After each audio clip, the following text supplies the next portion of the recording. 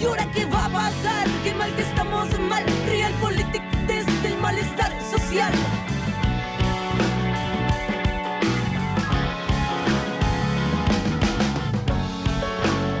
Apenas abro mis ojos, ocupo el círculo rojo. Apenas abro mis ojos.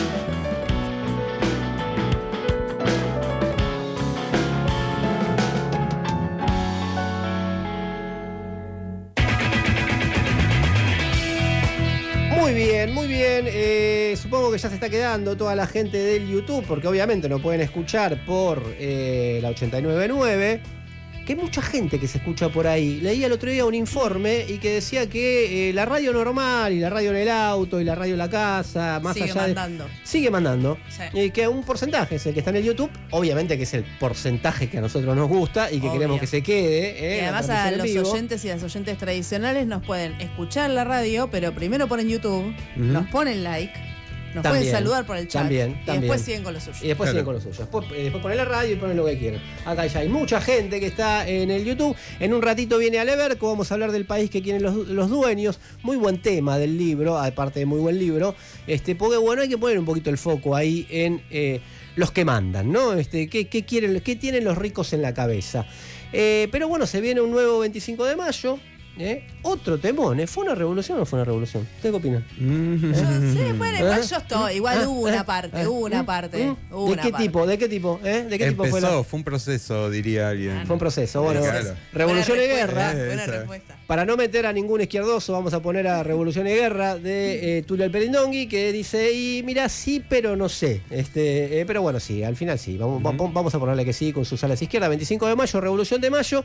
Y los pifies en las canciones patrias. Qué tema los Qué actos de los clásico. pifies. Díganme que ustedes decían seguro Gloria y Loor. No, Sí, No. obvio. decían otra cosa. Obvio, pero aparte, pará, ¿Qué es otra había cosa? actos en mi colegio.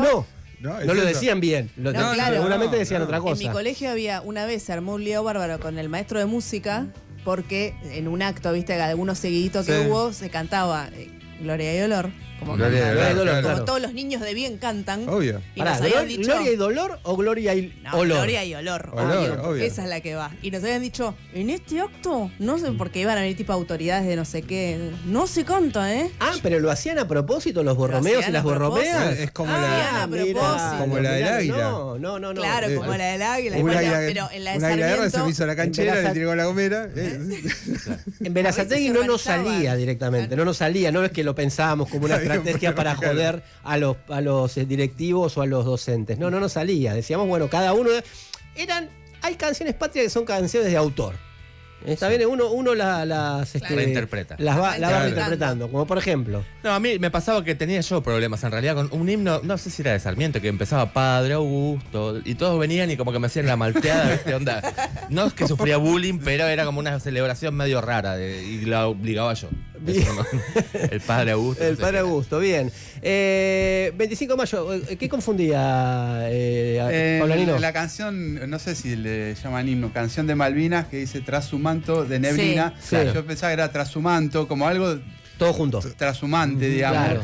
Una Qué culto. confusión, sí. Claro. Nunca entendí lo del manto de neblina, digamos. Claro. Bien, a mí me pasaba con las canciones de la iglesia también, ese tipo, que me salían cualquier cosa que no sé si, digamos, aparte eran acorde al tono que debía tenerse en esos lugares. Claro.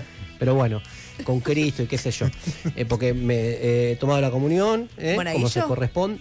Sí, fui monaguillo también. Monaguillo. Es que Mirá. todos éramos monaguillos, porque el que no era monaguillo era como. Claro, ¿viste? como que te quedabas afuera. Claro, no llevaste la bandera. Claro, en, obvio, Claro. obvio. en eso había una Lo cosa entiendo, lo democrática, entiendo. por lo menos era decir, vamos a dársela a aquel que se portó mal toda la vida, pero también, porque si no viene la madre y se nunca lleva la bandera, qué sé yo. Y que lleva bueno, la a bandera. mí yo llevé la bandera porque me votaron. Porque por la nota Por la nota no entraba. llegaba nunca. Entonces en un momento dijeron, bueno, Es como. que hiciste una rosca tipo Francisco con los No, del en mi colegio Vaticano. hacía lo mismo. Hicimos Decían, una bueno, cosa- esta vez va a ser por mejor Claro. compañero.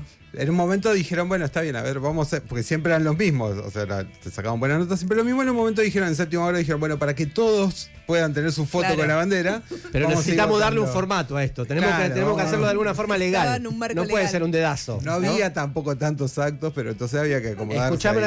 una cosa. ¿Y tuviste que coimear a alguien? No, llevé algunas Dale, cosas para comer. repartite unos subs, algo, dale, decime Algo la verdad. porque el tema era salir abanderado y no escolta. Un chupetín con sorpresa. Claro, se ¿no? votaba todo, había que... Bien, pero escúchame, ¿te votaron unánimemente? ¿Soviética la votación o alguien dijo no, a mí no me parece? Se votó por mayoría. Ah, ¿y fue una mayoría importante? Una ¿O fue mayoría importante, Una mayoría sí, tipo sí. la de Adorni el domingo pasado. No, fue importante. Bueno, muy bien. Se viene un nuevo 25 de mayo, los que puedan disfrutarlo de feriado. Cada vez menos gente tiene feriado. Si un día preguntamos eso, no, y al final tengo que hacer esto, tengo que hacer lo otro, me quedó este laburo de acá, me quedó corregir de allá. Docentes están corrigiendo todo el tiempo. Y le vamos a preguntar a nuestros oyentes. Lo que tenemos hoy para regalar, lo que estoy viendo acá. Librazo. Le vamos a la cámara. Primero en ventas en esa editorial, señores, el mira. libro Zurda de Miriam Bregman, primero en ventas y cuarto en no ficción, siguiendo éxito. muy de cerca a este que mira. está acá, lo Claro. sigue muy de cerca, lo saqué de la Ahí cámara. está. Ahí está. Lo sigue muy de cerca, que es el libro de Alejandro Berkovich, están los dos en no ficción, tercero y cuarto, o cuarto y quinto, una cosa por el estilo, pero primero en el caso de la editorial que publicó el libro de Miriam Bregman, que se vamos a regalar ahora, pero para eso tienen que entrar al YouTube. Tienen Exacto. que poner la radio si quieren, tienen que poner like, tienen que mandar mensajes por ahí, tienen que debatir qué país quieren los dueños, tienen que decirnos qué preguntas le harían a Alejandro Berkovich sobre este libro y sobre los dueños, que él los conoce bastante. Y después de todo eso, nos tienen que decir además cuáles eran sus pifies en las canciones patrias, o en general, también en general, puede tener alguna otra, bueno, capaz que las patrias las conocían todas, porque no sé, Claro. Nacieron en una casa muy patriota, y bueno, y Eligen en tenían otros pifies. Así que iban a haber regalos, entre esos ese. Para eso dejen mensajes al 15 5379 8990, si es de audio que no sea más de 15 segundos, rescátense. Y bueno, porque son muy buenos premios. Che, por un lado, Zurda, Apuntes contra la resignación, La mansedumbre y el conformismo, de Miriam Bregman, gentileza editorial sudamericana, novedad editorial total. Y además, como siempre... De viaje por Europa, Miriam Bregman, Hoy está en París. levantando a la izquierda europea. Hoy va. es el acto, Muy hoy es el acto bien. central que va a estar en Hoy va a París. estar en Francia con gente de Estados Agárrese. Unidos, Francia, de varios Segundo países. Francia, Claro. pero esta vez va a estar primero porque va a estar Miriam Bregman allá, sí. Y hablando de Europa, bueno, hay entradas para el teatro. La obra se llama El efecto Mozart, es de Andrés García y Mónica Mirabete. Una pareja en la pandemia, una visita inesperada al son del Requiem de Mozart. Che, qué bueno. Sábados a las 21 en el Piso Teatro. Queda en Hidalgo 7878, acá en Ciudad de Buenos Aires. Así que llamen, dejen mensajes. Últimos números del DNI para participar y contarnos qué premio quieren.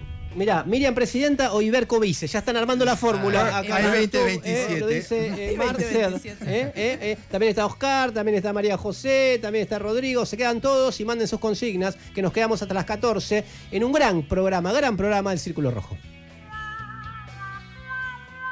Si te veo amor del otro lado, no voy a dudar. Todo lo que veo, más todo lo que siento. Si te veo amor del otro lado, yo voy a cruzar. Todo lo que tengo es todo lo que intento. Un carnaval, un río bravo, una calle en contramano, un hospital abandonado, la oscuridad. De corazón yo voy andando de tu mano.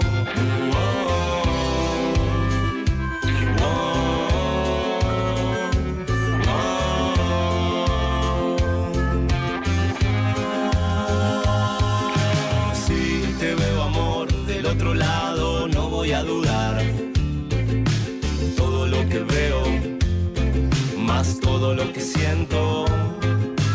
Si te veo amor del otro lado, yo voy a cruzar. Todo lo que tengo es todo lo que intento. Un temporal, un circo malo, una playa sin verano en espiral. Abandonado, la claridad. De corazón yo voy andando de tu mano.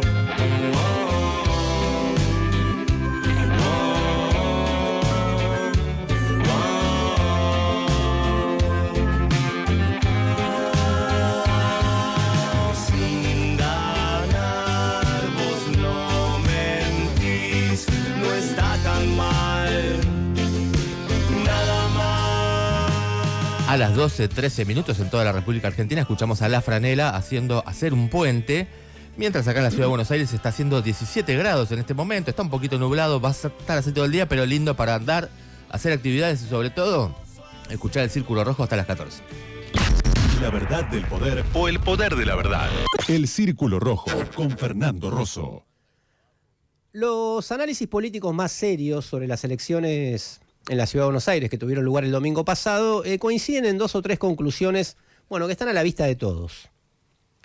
En primer lugar, el dato más destacado fue la abstención de casi la mitad de las personas que estaban en condiciones de votar. Hubo 53% de asistencia, nada más. Hay un debate en torno a el padrón de los extranjeros, que justamente están incorporados al padrón de la ciudad, que son alrededor de 600.000, y que en general tienen baja participación. Probablemente las elecciones nacionales de octubre no estén incorporados al padrón y, por lo tanto, al achicar la masa del padrón con la misma participación se puede decir que podría haber una participación mayor. Ahora, inclusive si se saca todo eso y no se los toma en cuenta, también es alta la abstención. Es histórica en relación a otras elecciones. Además, las elecciones en la ciudad replicaron un comportamiento en este mismo sentido que ya habíamos visto en las elecciones adelantadas en otras provincias. En Chaco también, mitad del padrón que fue a votar o que no fue a votar, digamos. Salta, Santa Fe, Jujuy, que habían tenido todas baja participación. O sea que es una tendencia esto de que estamos hablando. Este hecho, junto al porcentaje de votos que sacó Manuel Adorni de la Libertad Avanza, 30%, entre los que fueron a votar, o sea, bajo, relativiza aún más el triunfo porque el número, bajo en sí mismo, es lo que sacó Milei, por ejemplo, en las elecciones de 2023. Si se toma el conjunto del padrón, se reduce aún más, y estamos hablando del 15-16%. Es decir, el 85% de los porteños y porteñas en condiciones de votar no apoyaron al candidato o al proyecto político del gobierno. En tercer lugar, hubo un sensible desplazamiento en la configuración de clases de la base social que respaldó a Milei. Si en 2023 fue un voto más transversalmente homogéneo entre los sectores más pobres y más ricos, para simplificar, ahora el centro de gravedad social, el núcleo duro del apoyo a Milei se concentró en la clase media alta y en la clase alta. Tuvo menos apoyo entre los sectores trabajadores o populares o los sectores más pobres y por eso perdió en muchos barrios del sur de la ciudad. Ahora, muchos análisis dicen, con cierta razón, que hay que medir lo logrado por el gobierno en función de los objetivos que el mismo gobierno se había puesto. Bueno, ¿y qué quería el gobierno? En primer lugar, buscaba ganar en general, salir primero, pero incluso más que ganar en la elección general, triunfar sobre el PRO, para de esa manera definir quién se quedaba con el liderazgo de la derecha. Pensado en esos términos de estricta competencia partidaria, bueno, logró sus objetivos. Porque en el gobierno piensan, y algunos lo dicen abiertamente, que no les interesa ser hegemónicos en general. Esto es sedimentar una mayoría más o menos consistente que respalde su programa, sus ideas, y que su interés particular se vuelva mucho más universal. Ellos se consideran, digamos así, poshegemónicos y que pueden reinar en un mundo en el que la disgregación y la segmentación social, política, económica llegó para quedarse. Creen que con una fuerte minoría van triunfando sobre las otras minorías, en este caso, por ejemplo, fue con el macrismo, hasta volverse la minoría predominante. Y como son mesiánicos, creen que desde ahí tienen que conducir por las buenas o por las malas a toda la sociedad hacia el modelo de sociedad de mercado que ellos defienden y que consideran el único válido. Ese es como su pensamiento estratégico de cómo tienen que mandar y cómo tienen que gobernar. Por eso, justamente, inmediatamente después del triunfo de haber salido primero en la Ciudad de Buenos Aires, salieron con una batería de anuncios que buscan consolidar su núcleo duro. Un decreto para prohibir las huelgas, directamente prohibir las huelgas.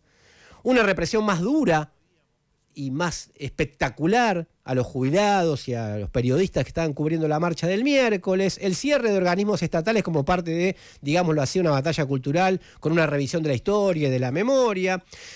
Los ataques al periodismo o en el terreno económico el blanqueo de dólares para los que puedan tenerlo, que son los que básicamente lo apoyan, ¿no? Los que tengan dólares o puedan comprarlos.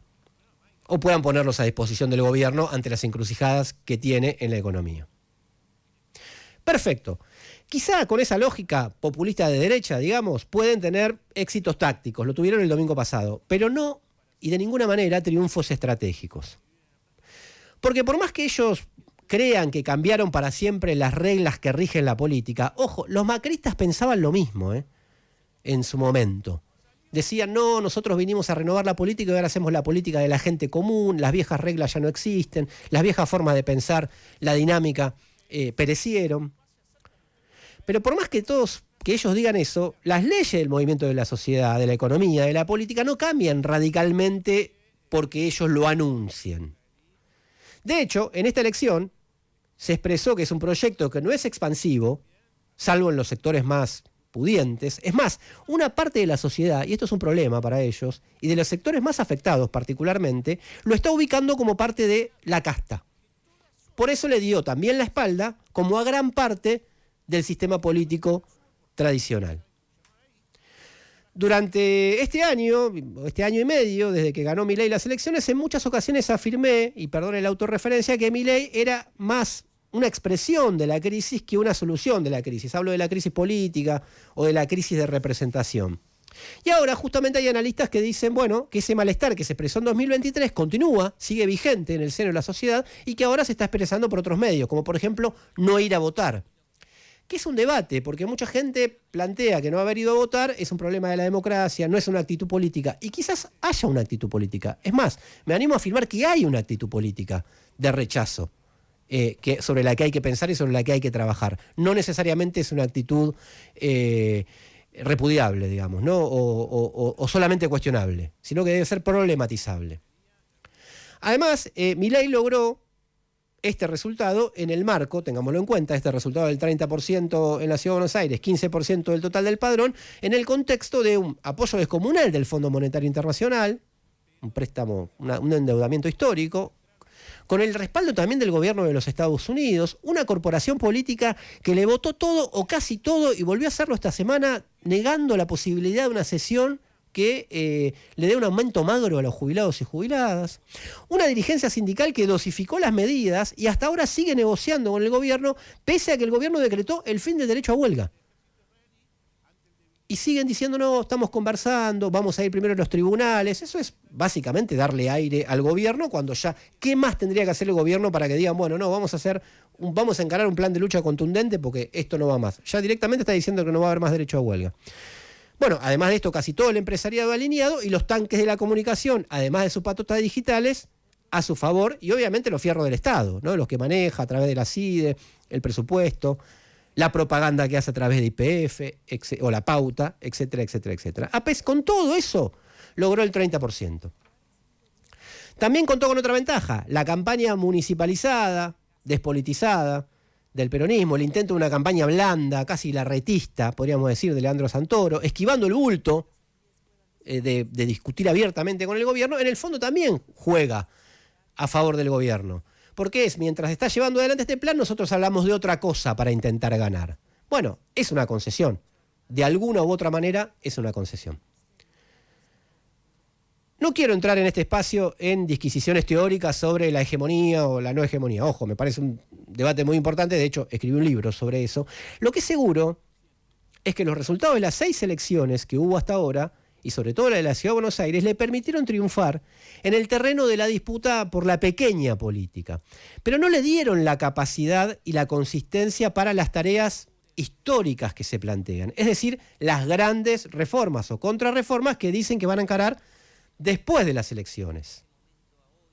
De hecho, hoy hay una gran oposición social al plan, con una multiplicidad de conflictos con eje básicamente en el salario, que es una disputa que está abierta, que van desde Jujuy por despidos en el Ingenio Ledesma hasta Tierra del Fuego, hubo un paro histórico el miércoles en defensa de los puestos de trabajo, pasando por la provincia de Buenos Aires, donde Axel Kicillof enfrentó un contundente paro docente contra el acuerdo paritario de miseria que había acordado el SUTEBA conducido por Roberto Baradel, 10% en cuotas.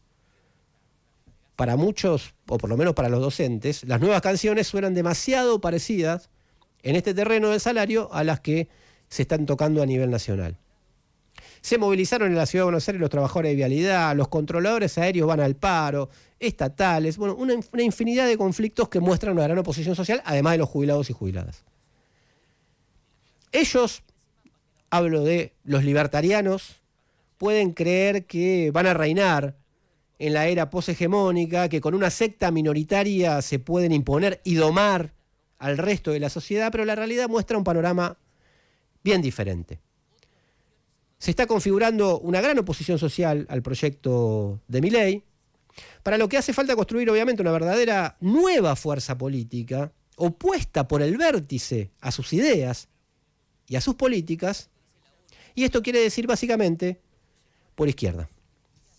Que no te gane la indiferencia. Toma partido en el Círculo Rojo con Fernando Rosso. Radio con Voz. 899. Radio con Voz. Periodismo de tu lado. Bremen Tools. Qualität On Design. En la provincia la obra pública no para. Avanza la intervención integral en la Ruta Provincial 4 para optimizar la conectividad, mejorar la seguridad vial y reducir los tiempos de viaje. Estas mejoras incluyen la repavimentación y ensanche de la calzada principal, espacios verdes, señalización e iluminación, construcción de colectoras, cordón cuneta y coordinación de semáforos. Además de la readecuación del sistema hidráulico, dársenas, refugios de pasajeros para el transporte público, distribuidores viales y ferroviarios a distinto nivel. Como la construcción del viaducto Paso Bajo Nivel, una obra que se encontraba paralizada por el gobierno nacional. Con esta obra, la provincia acompaña el crecimiento de los municipios, brindando infraestructura de calidad en una zona socioeconómicamente vulnerable. Las obras en la provincia siguen en marcha. Radio con Voz. Con Voz. 899. Radio con Voz. Siempre con vos. 899. Periodismo de tu lado. El Círculo Rojo. WhatsApp 1553798990.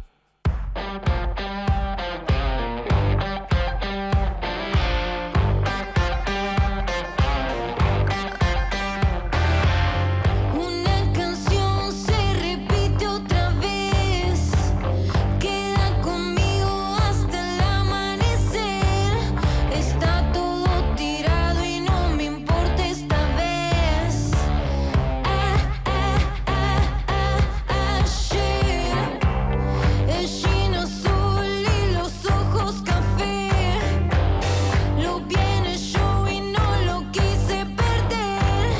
Anoche hubo fiesta en mi cuarto de hotel. Ayer,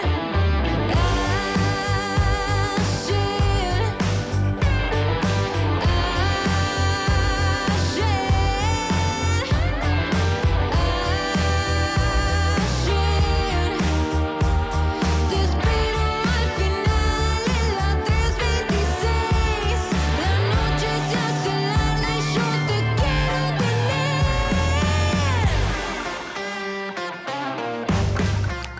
12:26 en toda la Argentina. Escuchamos a Guaira Iglesias haciendo 326. Estuve en la presentación del disco de Guaira, de la familia Renguera, la Suena chica. muy bien. Muy buena cantante, che, les recomiendo. Lo que vamos a escuchar ahora es lo que ustedes nos cuentan sobre, bueno, confusiones con letras de canciones patrias o canciones en general. A ver qué hay. Anda. A mí lo peor que me pasó de pife fue en una misa, cuando Ajá. llamaban a tomar la hostia, Sí. le vomité todo ahí delante del grupo, el cura, El todo. exorcista. El exorcista. el resto de las escuelas todas. Pero esta fue terrible.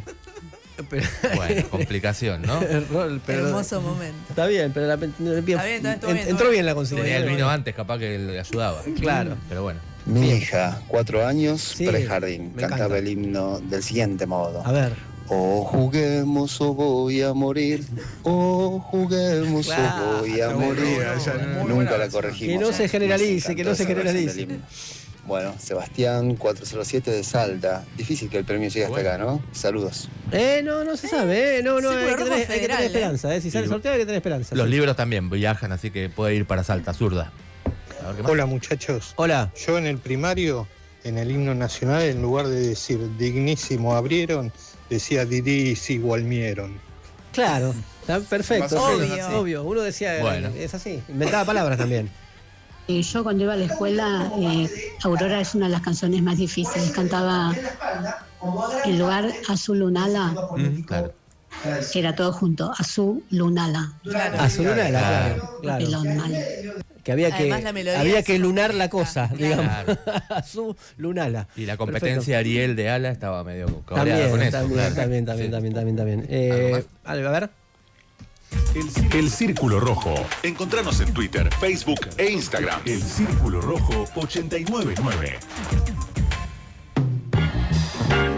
Toda la semana preparando una columna de otro tema, y allí dijo, che, escuchame una cosa, estos tipos van a hacer un paca libertario, boludo, no podemos no hablar de eso. Este es un temón, así que, y es un temón porque, bueno, es parte de su batalla, pongámosle así, que cuando le decimos batalla cultural, que inclusive uno mismo lo dice, dice que no, le queda muy grande. Le queda boludo, grandísimo. No pero grandísimo. Bueno, son sus intentos. Claro. Bueno, como decías, el jueves 22, el canal infantil Paca Paca en sus redes oficiales anunció que retoma la programación en julio. Mira. Por las dudas, breve paréntesis, como canal encuentro de donde se desprendió Paca Paca y otros medios, contenidos públicos están suspendidos desde que llegó el gobierno de Milei, claro. Recorte presupuestario, despidos, retiros voluntarios, bueno, estaba todo medio en stand-by. Escuchen cómo presentó La Derecha Diario esta nueva programación. La televisión argentina da un golpe sobre la mesa cultural. Mira. Rompe así con años de contenidos ideologizados y pone en foco el entretenimiento de calidad, la educación auténtica y el respeto por las familias. Mira. ¿Qué tendrá que...? O sea, bueno, nada, pero nada, bueno. No importa. En el anuncio Pobre oficial... La Derecha Diario, ¿no? Porque siempre pienso yo, a mí me da... Igual le ponen una garra, pero es como dijeron... ¿Vieron que está a la izquierda diario? Nosotros Obvio. vamos a hacer algo igual. Y hace años que viene, no le sale. Igual agarró una garra y una cuanta. Sí, eso es marrocan, pero impacto, salvo claro, hace el gobierno. Son la derecha pauta, pero bueno. Claro. En el anuncio oficial, les decía, también avisan que están arreglando, esta es la palabra literal que usaron, a Samba, que Samba, ídolo infantil del canal Paca Paca, aunque no está en el aire hace algunos años, sigue siendo visto por huestes de niños y niñas, así usando en la escuela. Claro. Un nene que viaja por toda la historia argentina. Pero bueno, uno de los platos fuertes del nuevo Paca Paca es, escuchen, Dragon Ball. Que quizás destaca menos hoy como contenido infantil, porque sobre todo tiene como una parte, la primera parte de Dragon Ball, después tiene varios desprendimientos como Dragon Ball Z y otras versiones que son más para preadolescentes y adolescentes. Muy de los gordos de carajo eso, pero claro, eso te iba a decir, de costado lo veo. Destaca menos como contenido infantil y más bien se destaca como un contenido muy afín a los gustos de funcionarios, militantes, de La Libertad Avanza. También, aunque sea un poco prejuicioso, también mucho del público al que le habla La Libertad Avanza, claro. Dragon Ball está muy presente ahí. Pero bueno, en la grilla también van a estar, escuchen, World Trigger, The Turtle Twins y Dragon Quest, que aparte me encanta porque ni siquiera traducen los nombres, o sea, lo van a ver personas en Argentina, pero bueno, no importa. O sea, los gemelos algo, las preguntas de Dragon. Claro. Son enlatados importados, digamos. Todo importado, que están elegidas según la versión oficial, escuchen, por su atractivo, su ausencia de contenido ideológico, su potencial educativo y formativo. Mira. Pero bueno, me quiero detener en The Turtle Twins, que tiene este nombre increíble, muy difícil. Los gemelos Tutle sería como es su nombre. Es una serie estadounidense del 2021. Ellos son unos gemelos que viajan por distintos momentos de la historia. Una premisa parecida a la de Samba, digamos. Claro. Pero escuchen, aprenden economía y política desde un punto de vista liberal libertario. Pero no está ideologizado eso. Para nada. En la serie aparecen Adam Smith, Ludwig von Mises, un referente infantil clarísimo, Milton Friedman, y escuchen, los enemigos de estos gemelos son la inflación generada por un gobierno corrupto, el marxismo, enseña que los impuestos son un robo, también enseña, esto me llamó muchísimo la atención, enseña la diferencia entre las necesidades y los derechos, no vaya a ser cosa que te confundas, y el colectivismo está mostrado como un mal. ¿De dónde salió The Turtle Twins? Están escritos, en realidad está basado en una colección de 11 libros que escribió un tal Conor Boyack, que es el fundador de Libertas Institute, que es una institución libertaria. No ideologizada. Es como el laje de ellos. De hecho, hay un video de YouTube donde aparecen con laje. Es con otro, que lo voy a mencionar también, que están hablando de otra producción. Pero bueno, este Conor Boyack es de una institución libertaria de Utah. No sé si les suena, Estados Unidos. De Utah, claro, de Utah. miembro de la Iglesia de Jesucristo de los últimos días, más conocidos como los mormones. Obvio, Utah es como... De hecho, él es miembro de esa iglesia, o sea, muchas de sus producciones culturales están muy conectadas con los valores religiosos, etc. Uno de los objetivos de Boyack y de otros autores y autoras de este género, que es bastante amplio en Estados Unidos, pero en general, o sea, hay muchos en España también, que escriben libros para chicos con contenidos libertarios o conservadores. Su objetivo es contrarrestar las ideas socialistas y woke que la escuela y los medios enseñan a los niños. Y no estoy exagerando, sino que esto lo dice una publicidad que está en YouTube sobre la serie de libros de Tuttle Twins, que la pueden ver, le ponen los subtítulos automáticos, se entiende perfecto. Hay otro detalle, esta serie de Tuttle Twins está producida por Angel Studio. Angel Studios es una productora de contenidos cristianos, también muy conectada a la iglesia mormona, de hecho nació como una plataforma mormona, después se amplió. Muy conectada también con la derecha estadounidense. Viene de varias controversias Angel Studios por su película Sonidos de Libertad, que es una película que está basada en un supuesto exagente del FBI que lucha contra el tráfico infantil, un tipo que se llama Tim Ballard. Aunque no le suene esta película, fue o sea, acá no se vio mucho, pero fue una de las películas, estuvo entre las más vistas durante muchas semanas cuando se estrenó, que eso no viene a cuento de esta columna, pero tiene mucho que ver con una movida de las iglesias evangélicas. Acá le dieron mucha manija justamente. Le dieron mucha manija y hacían una cosa que era, si vos ibas al cine a verlo, por ejemplo, con tus hijos, esos, ponele mamá, papá, hijo, hija, en vez de comprar 4 entradas, vos comprabas 8 entradas. Entonces ellos te decían, con esas entradas extra que vos comprás, una persona en Córdoba la va a ver gratis. Entonces, ¿qué pasó? La venta de entradas daba que, o sea, era la película más vista de Argentina, aunque ibas a una sala y no la estaba viendo nadie. Pero una estafa piramidal. Una estafa piramidal. Bien. Pero bueno, nada que ver. Esta película, les decía, Sonido de Libertad, y su productora Angel Studio estuvo rondando muy cerca del gobierno de Javier Milei. Hubo concretamente 2 acercamientos. Uno, el propio Tim Ballard, este supuesto exagente del FBI que se presenta como un defensor de los niños, vino a ofrecer sus servicios al gobierno argentino en medio de la crisis por la desaparición de Loan. ¿Se acuerdan de este chico que había desaparecido? Bueno, este tipo es tan turbio que Patricia Bullrich le dijo, no, gracias, le agradezco, por favor, váyase de mi oficina. Imagínate. Segundo acercamiento, José Eduardo Verástegui, este es el que se juntó con Laje también, es un actor, un productor mexicano, es parte, acude junto con Milei a estas conferencias de acción política conservadora, y en febrero de 2025, de hecho, él tuvo su propia controversia porque hizo el saludo nazi en una de estas conferencias de la CEPAC en Estados Unidos. En plena campaña, este tipo Verástegui se juntó con Victoria Villarruel, hoy vicepresidenta de la Nación, y el propio presidente Javier Milei. ¿Para qué? Para firmar un acuerdo contra el tráfico infantil. Después nadie más lo vio, nadie sabe nada, pero bueno, están las fotos en su perfil de Instagram, todo.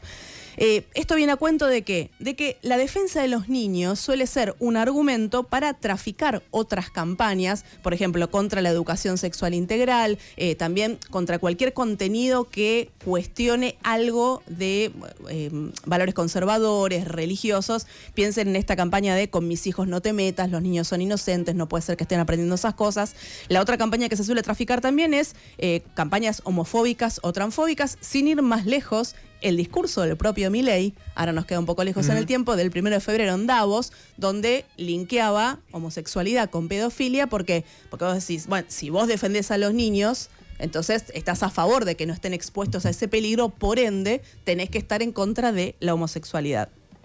En este combo de defender a los niños y alejarlos de los contenidos peligrosos, entra esta idea de hacer un paca nuevo, hacer un canal infantil sin adoctrinamiento ideológico y con valores neutrales, que esa es la descripción que hacen, que es bastante ridículo porque ningún canal de televisión puede aspirar a contenidos neutrales. Sí, obviamente se puede buscar la variedad, se puede tratar de tener un objetivo educativo, eso no quita que va a tener ideología y va a tener valores, pero bueno, una serie animada para niños y para niñas que aprenden que el colectivismo es malo, que el impuesto es un robo, que el marxismo está mal, no parece tampoco mucho eso. De hecho, no existe ninguna producción cultural neutral, todas tienen bajada ideológica, todas tienen determinados valores. Los tenía Samba, nunca lo ocultó tampoco, me parece. Los tienen los Tuttle Twins, los tiene Peppa Pig, no sé, Lilo y Stitch, que ahora estrenó la versión de Disney humana, qué sé yo, tienen todos. El público infantil sí es codiciado por las empresas. Si se meten con Peppa, se meten conmigo.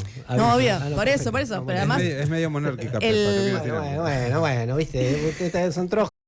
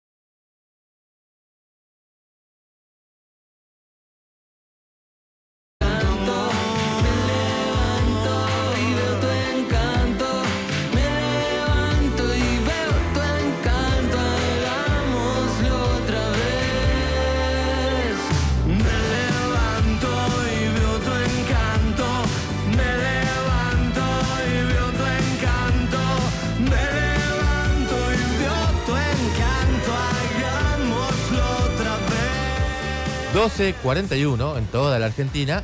Estás en Radio Con Vos y estás escuchando Conociendo Rusia con Tu Encanto. Qué lindo tema, un encanto. Y el encanto va a ser ahora escuchar a nuestra comunidad de oyentes querida que nos cuenta, bueno, confusiones en canciones patrias o de las otras. A ver. En un acto de jardín para un 25 de mayo, sí. Yo tenía que decir un versito. Hacía de vendedor ambulante y decía, pastelitos calientes para los viejos sin dientes. Y me equivoqué y dije, pastelitos sin dientes para los viejos calientes. Un papelón. Todos los premios a él. Muy bueno. Muy bueno, Le che. puso onda al Estuvo acto. bien, estuvo Claro. bien. En YouTube, Garambol Doble cuenta esta espectacular. Caí a una misa por los 15 de una compañera disfrazado pensando que era el día de la fiesta de cumple donde había que ir con un disfraz. Bueno, me lo imagino llegando a la parroquia. Grande disfrazado de pifi, pirata. gran pifi, gran pifi. A ver, ¿qué más? Que tire la primera piedra el Sí. que no cantó Gloria y Olor Obvio. en el himno a Sarmiento. Claro, Soy claro. Claudia y mi documento termina con 523. Hoy le vamos a hablar, mira, le vamos adelantando, le vamos a tirar a Ale Berco cuando venga, le vamos a tirar algo de Sarmiento, ya que están mucho con Sarmiento, trajo Mirá. un librito para ponerlo a dialogar con el de Berco. Que Un habla libro justamente un libro nuevo. Sí, sí, sí. Un libro nuevo para quien lo está mirando acá, nuevo, ¿ven? Ahí está. Alberdi Sarmiento, el 90. Sí, Mirá. Mercedes Peña. Comprado en los libros usados de la calle Corrientes. Bueno, Claro. Vamos con algo más, a ver. Sobrina cantaba O juremos con Moria morir. Con Moria, claro. muy bien. Moria y Carmen. Pero eso era a propósito. Eso era diciendo, es mi referente, es mi ídola patria. Muy bien, che. Bueno, les recuerdo que con estos mensajes están participando por estos muy lindos regalos, como por ejemplo el libro Zurda, Apuntes contra la resignación, la mansedumbre y el conformismo, que es de Miriam Bregman, gentileza editorial sudamericana, que es uno de los boom editorial del momento, ¿no? Y también un par de entradas para la obra El efecto Mozart, de Andrés García y Mónica Mirabete. Esto es los sábados a las 21 en el Piso Teatro Hidalgo 878 de Ciudad de Buenos Aires. Así que sigan mandando, que hasta las 14 tienen tiempo. El Círculo Rojo. Encontranos en Twitter, Facebook e Instagram. El Círculo Rojo 899. Muchas veces se les dice a los kirchneristas, y con justicia, que son melancólicos, que están tomados por la nostalgia, que quieren volver y que no tienen un proyecto para el futuro, que quieren volver a los buenos años de Cristina y todo. Pero a partir de los anuncios de la economía, que al final se hicieron, de lo que se va a hacer con el dólar, este blanqueo a las patadas que está haciendo el gobierno, también tienen algo de melancólico, porque surgieron imágenes solicitadas de los años 90, Caballo diciendo más o menos lo mismo, más o menos exactamente lo mismo. Esta vez va a ser diferente, sacar los dólares del colchón tranquilo, y así no fue a los que lo hicieron, porque digamos, no lo podíamos hacer en aquel momento y tampoco lo podemos hacer ahora. Pero el gobierno está apelando con nuevas medidas económicas a ver cómo reactiva un poco la cosa. Pablo. Sí, Fernando, el anuncio lo hizo el equipo económico el día jueves con un título rimbombante que es Plan de reparación histórica de los ahorros de los argentinos, así que agarrarse los bolsillos. El mío no lo repararon, pero bueno. Se trata, primero hay que tener ahorros, claro. Pero bueno. Y apropiación cultural, ¿no? Obviamente, porque reparación histórica, tu dólar, tu decisión, etcétera. En fin, bueno, se trata, según la explicación oficial, de una serie de medidas que van a simplificar el cumplimiento tributario y reducir la carga burocrática para que los argentinos puedan disponer libremente de sus ahorros sin tener que demostrar de dónde lo sacaron. El anuncio comprende 2 etapas. Hay una etapa que tiene que ver con modificación en el marco de las leyes existentes, que se va a aplicar ya desde el 1 de junio, y la segunda etapa es una ley que van a mandar al Congreso, que todavía no está claro en qué va a consistir. Bueno, ¿de qué se trataron los anuncios? Bueno, la primera etapa, la que ya empieza el 1 de junio, la clave es que se relajan las obligaciones que tienen los bancos, las empresas, etcétera, de informar al ARCA las operaciones de depósito, de transacciones, de compras, por ejemplo, en los supermercados, de compra de propiedades. Para decir algunos puntos importantes, se modifican los montos mínimos a partir de los cuales los bancos, las tarjetas de crédito y los supermercados tienen que informar operaciones. Por ejemplo, los bancos hasta ahora tienen que informar cuando hay transferencias y acreditaciones hasta de 1 millón en adelante. Ahora, desde junio, ese monto va a ser de 90 millones. También se van a sacar requisitos que tenían los escribanos para informar operaciones inmobiliarias, requisitos que tenían las agencias para informar la compra-venta de autos usados. Eso que están viendo en la pantalla, que lo pone Matías, nuestro operador de streaming, no es de ahora. Claro. Esto de 1992, más o menos lo mismo. Bueno, también se va a crear un nuevo régimen simplificado para el impuesto a las ganancias, de modo que la gente no tenga que andar demostrando que gastó, que no gastó, sino que el ARCA, la ex AFIP, va a ponerle año a año a disposición la información que tiene de cada contribuyente. Bueno, ¿qué busca el gobierno con los anuncios? Y esto es lo más importante. Bueno, lo que estaba en pantalla hace un momento, que la gente saque los dólares del colchón o de las cajas de seguridad, también hay muchos dólares en las cajas de seguridad, y que los depositen en el sistema bancario o los usen para consumir, para tratar de reactivar el consumo que venía cayendo, ahora que está planchado, pero no se reactiva, y que lo haga los depósitos en los bancos, el consumo sin miedo a que alguien le pregunte en particular. ¿De dónde salió la plata? ¿De dónde sacaste la plata?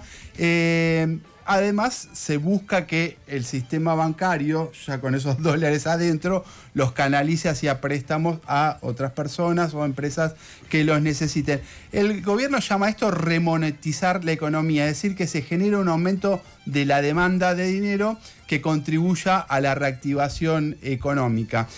Se estima que hay unos 200.000 millones de dólares debajo de los colchones o en cajas de seguridad en la Argentina que potencialmente podrían ingresar al sistema bancario. Esto es 5 veces las reservas actuales que tiene el Banco Central. Es decir, hay más dólares en los colchones y en las cajas de seguridad, 5 veces más que las reservas que tiene el Banco Central. Y en última instancia, el intento del gobierno es que ingresen los dólares al sistema formal, tratar de que esto contribuya a mantener el dólar planchado porque genera una oferta nueva, si se quiere, de dólares, que mantenga el dólar planchado hasta las elecciones y eventualmente cumplir con las metas de reservas que pactó con el Fondo Monetario Internacional y que está bastante claro que está lejísimos de cumplirla. Ya hay una meta en junio, otra en diciembre, y el gobierno está muy lejos de poder cumplir las metas de acumulación de reservas en el Banco Central. Con dólares que se están yendo aparte, ¿no? Por el tema del déficit. No hay déficit comercial todavía, pero está a nada de tener déficit por cómo está el dólar barato. No, se está reduciendo fuertemente el déficit comercial, pero sí hay déficit cambiario del Banco Central desde julio del año pasado. El déficit, es decir, la síntesis de todas las operaciones de entrada y salida de dólares del país, no solo el comercio, sino turismo, servicios, etcétera, muy impactado por los servicios, pero también por el turismo, pero también por el aumento de las importaciones, está haciendo que el Banco Central tenga déficit cambiario sistemáticamente y no logra recomponerlo, por el atraso justamente en la cotización del dólar. ¿Tendrá éxito la medida? Bueno, esa es la gran pregunta. En primer lugar, como decíamos, hay 200.000 millones de dólares en el colchón, digamos. Eso es el año pasado ya hubo un blanqueo y entraron 22.000 millones de dólares, es decir, entró un 10% de eso que se presume que está en los colchones, que está en las cajas de seguridad, pero ahora las condiciones son menos favorables que en un blanqueo, que el blanqueo lo que hace es la vista gorda a las obligaciones tributarias, y lo que anunció ahora el gobierno es un relajamiento de los controles tributarios. Claro, porque como que el ARCA va a mirar y va a ver, digamos, es para decirlo simplemente. Sí, por eso todos los economistas, hay cierto consenso entre los economistas que esto va a tener, no va a mover el amperímetro en que ingresen dólares, se formalicen los dólares en la economía. Pero en términos más amplios, y este es un dato importante, los argentinos, las argentinas, ya no solo los pequeños ahorristas, sino fundamentalmente los grandes empresarios, y después podemos charlar quizás un poco de esto con Berco, tienen, según el INDEC, activos financieros en el exterior por 454.000 millones de dólares. No sé cómo explicarlo, es un montonazo, es casi... Entre ellos Caputo. Entre ellos Caputo. Claro. Que se reofendió. Se ofendió por la pregunta. Plata fuera del país. Es un montón de plata, es casi el PBI de Argentina que está colocado en el exterior en activos financieros. Bueno, es la mayoría en paraísos fiscales, de eso que no puedo investigar nada. En paraísos fiscales, en mayoría con empresas offshore que disimulan quién es el propietario último de esos activos financieros. Bueno, es una cifra gigantesca, supera... No duplica, pero casi duplica la deuda externa, la deuda en dólares que tiene la Argentina. Son dólares mayormente fugados, como están diciendo, por grandes empresarios, por los más ricos del país. Entre ellos, varios miembros del equipo económico, como el ministro Luis Caputo, que se incomodó ante una pregunta de Jonathan Eguier, del Destape, que le dijo: usted está llamando a que los argentinos saquen la plata de abajo del colchón. ¿Usted la va a traer? Y el ministro se ofendió, ¿Cómo te atreves? No te pases no de respondió, listo, no te pases de listo, no respondió. No, y aparte le esquivó porque le dijo: estás diciendo que yo tengo plata negra. No, te estoy diciendo que tenés plata afuera. Claro. ¿no? Además cambió un poco. Él dijo: los que tienen el colchón y afuera, ¿alguien va a traer la plata acá? ¿Cómo me vas a decir eso a mí? Agárrame que lo mato. Bueno, para cerrar, si el ministro no confía en los bancos de Argentina, ¿por qué lo debería hacer el ciudadano de a pie en un país que tiene larga historia en confiscaciones al pequeño ahorrista? 89.9 Radio con Voz. vos. Bremen Tools. Qualitet On Design. Ahorro fin de mes Carrefour. Hasta el miércoles en hipercarrefour.com.ar 12 cuotas sin interés o 15% de descuento en un pago en todos los lavarropas automáticos, lavavajillas y aires acondicionados. 50% de descuento en la segunda unidad en set de vajilla, platos y tazas. Además, 3 cuotas sin interés pagando con tarjeta Mi Carrefour Crédito en toda tu compra. Compra también en carrefour.com.ar. Válido del 20-28 de mayo de 2025 en la República Argentina. Más información, condiciones o limitaciones aplicables consultar en carrefour.com.ar. Bueno, muy rico todo, pero que alguien traiga el postre. Alguien saque la Kofler de la alacena que me muero de ganas. Galletitas, bonobón y choco Kofler de mandejita copada. No te mueras de ganas de comer de postre las Choco Cookies de Kofler. Exceso en azúcares, grasas totales, grasas saturadas y calorías. 89.9. Radio con vos. 89.9. Siempre con vos. Periodismo de tu lado.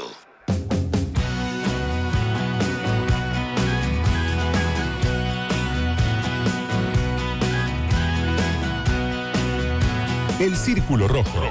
Fernando Rosso. radioconvos.com.ar. Cuando el circo llega al pueblo, la gente tiembla de emoción.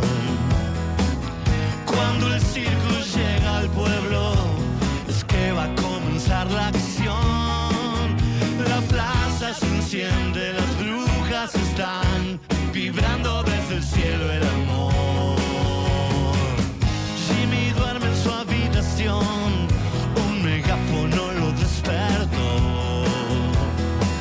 Llegó al pueblo el circo beat, tras la cortina sin querer la vio.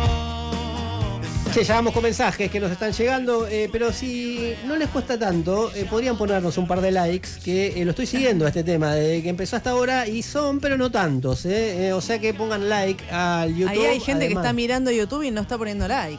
Es verdad. Nos damos cuenta. Además de los mensajes que nos mandan ahí, todo lo que el debate que se va a armar, y obvio, manden sus preguntas para Ale también, y mientras tanto hay mensajes. Hay mensajes que nos están llegando al 15-5379-8990, también a nuestras redes sociales que son @Círculo Rojo 899, tanto en Twitter como en Instagram. Pero vamos a escuchar algunos, a ver. Buenas, círculos rojeros. No es patria, pero no han cantado nunca. Y un rayo misterioso. Claro. Arácnido en tu pelo. Obvio. Sí, claro, yo me imaginaba la arañita. Arácnido. Yo también cuando era chica pensaba que decía arácnido en tu pelo. El tango tiene varias. El tango tiene varias. Olor y gratitud al chancho hambriento. Claro. Olor y gratitud. Y mirá, gratitud. está mejorada esta versión. Muy bien, muy buena, muy buena. Che, me gustó esta onda, cantada, Sí, interpretada, claro. interpretada, muy bien. Tiene más chance de premio. Yo cantaba y durante muchos años pensé que era así. Terrible. Muchos, creo que en mi adolescencia me hasta antes de ayer. A ver. Movete, chiquita, movete. Sacate el satimides. Para mí, el satimides era como un sobre todo. Que tenía que Claro, sacarse no esa timidez. la chica. Está muy bien. Sí. Si siguen contando, capaz que me animo a decir las mías, porque son parecidas a esta. Son parecidas a esta. Muy bien, che. Bueno, pueden seguir mandando hasta las 14 contándonos, las canciones patrias o de la cultura popular que se confundían un poquito la letra. En Instagram, Twitter y Facebook somos El Círculo Rojo 899. Las imágenes que vimos el miércoles en la marcha de jubilados y jubiladas, la tradicional ya marcha de jubilados y jubiladas, impactaron obviamente por lo de siempre, por el tremendo operativo de las fuerzas combinadas, de fuerzas de seguridad contra los adultos mayores. Pero tuvo la particularidad de que fue muy duro esta vez, ya lo habíamos visto con Pablo Grillo, ¿no? Contra los trabajadores y trabajadoras de prensa que estaban cubriendo la marcha, y particularmente con algunos de los fotógrafos y los detenidos, que está poniendo la cuestión ya en otro nivel de calidad de gravedad, digamos, ¿no? No porque sean los periodistas, porque también le pegan a los adultos mayores, también le pegan a jubilados o jubiladas, pero es como que es casi un llamado, una imposición a que no se cubra más y que por lo tanto la marcha no se puedan ver, digamos, porque entonces ya ahí empieza a ser un problema bastante grave. ¿Cómo es esto internacionalmente, que hubo, y hay ejemplos de casos de este tipo, qué pasa con el periodismo y las represiones, Diego? Sí, a ver, Ani, vamos a hablar un poco de lo que pasa en el mundo, pero hay que tener en cuenta un tema. Lo de Argentina tiene bastante impacto internacional, de hecho, Reporteros Sin Fronteras lo viene tomando mucho. Sí.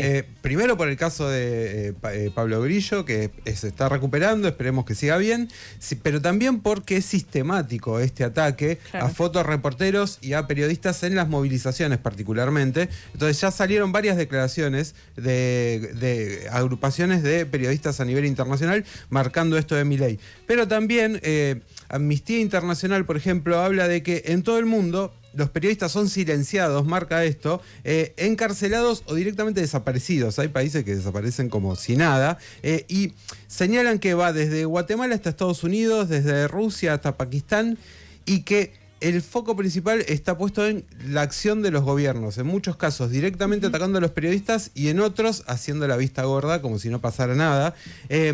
Por ejemplo, Reporteros Sin Fronteras, que les decía recién, dice en un informe del 2024 que hay 550 periodistas que estaban encarcelados hasta ese momento en el mundo, para hablar de algunos datos, y que era un crecimiento del 7% más que en el 2023. Estos son los datos que recabaron del año pasado, todavía en este momento se están, obviamente el 2025 se van a conocer a fin de año. Claro, lo que pasa es que esto empezó como un chiste de Adorni discutiendo con los periodistas, termina con Caputo diciendo que no te hagas el vivo, porque también nosotros nos reímos, pero retractate, y después con una rodilla, un fotoperiodista con la rodilla de la policía en la cabeza. Entonces, y limitando el acceso también, perdón, como en Estados Unidos está haciendo Trump, lo está haciendo en Espejo, limitando el acceso, por ejemplo, a las conferencias de prensa, poniéndose muy rígidos con los requisitos. Esa es una forma que se da más, podríamos decir, en Occidente, en algunos países de Occidente, en donde hay una mezcla de financiación de ciertos medios, limitar acceso a información pública o también directamente presionar a las empresas que obviamente dicen, bueno, si me vas a presionar, acepto tus condiciones. A ver, un dato que me llamó mucho la atención.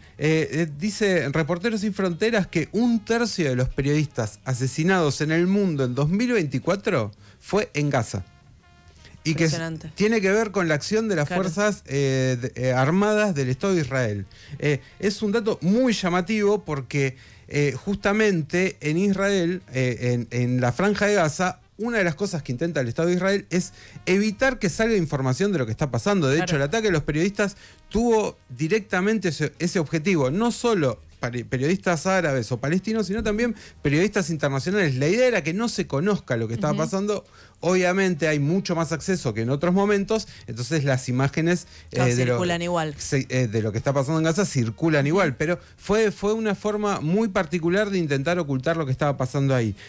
A ver, podemos pasar por países como Bielorrusia, Rusia, Turquía, y después les voy a dar un dato de Turquía muy interesante, en donde el encarcelamiento, el ataque a los periodistas es algo que se da bastante común. Hay uno que me llamó mucho la atención, que fue Serbia, en donde hubo hasta hace muy poquito movilizaciones enormes en contra del gobierno. Fue una de las más grandes. Justamente en las manifestaciones fue donde se vio un mayor ataque a los periodistas que cubrían las marchas, o que, por ejemplo, denunciaban que el gobierno estaba utilizando una especie de arma de represión sónica que salió en muchos lugares.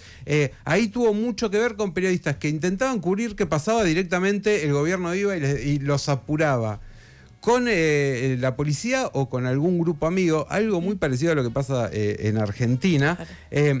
A ver, les decía de Turquía. En Turquía encarcelaron a un periodista, Joaquín Medim, que trabajaba para un medio sueco, estaba haciendo de corresponsal, iba a cubrir una marcha en Estambul y directamente agarraron y le dijeron, no, usted venga para acá, y lo acusaron de terrorista.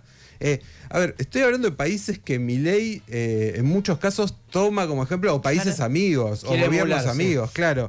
El otro que a mí me llama mucha atención es El Salvador, del que Bullrich habla prácticamente como si fuera el ejemplo más grande del mundo, y ahí la Asociación de Periodistas del Salvador dice que se registraron 780 ataques contra periodistas en 2024, todos están relacionados con el gobierno, y de hecho El Faro, un medio importante de El Salvador que empezó a decir lo que estaba pasando en las cárceles de Bukele, tuvo que irse del país. Claro, eso te iba a decir, funciona en el exilio. Funciona en otro país porque directamente lo perseguía tanto el gobierno que no tuvo forma de seguir funcionando dentro de El Salvador. Dejame un paréntesis ahí, muy popular lo que llega de Bukele a la Argentina en los sectores populares particularmente. Sí, Cuando sí. uno habla y te dice, sí, lo que está haciendo Bukele es lo que habría que hacer, Claro. obviamente es el discurso securitario es casi transversal muchas veces, aunque Claro, algunos lo tiene mucho plantean. impacto. Tiene mucho impacto, entonces claro, cuando uno lo lleva, supuestamente lo lleva hasta el final y termina, no sé, con las mafias,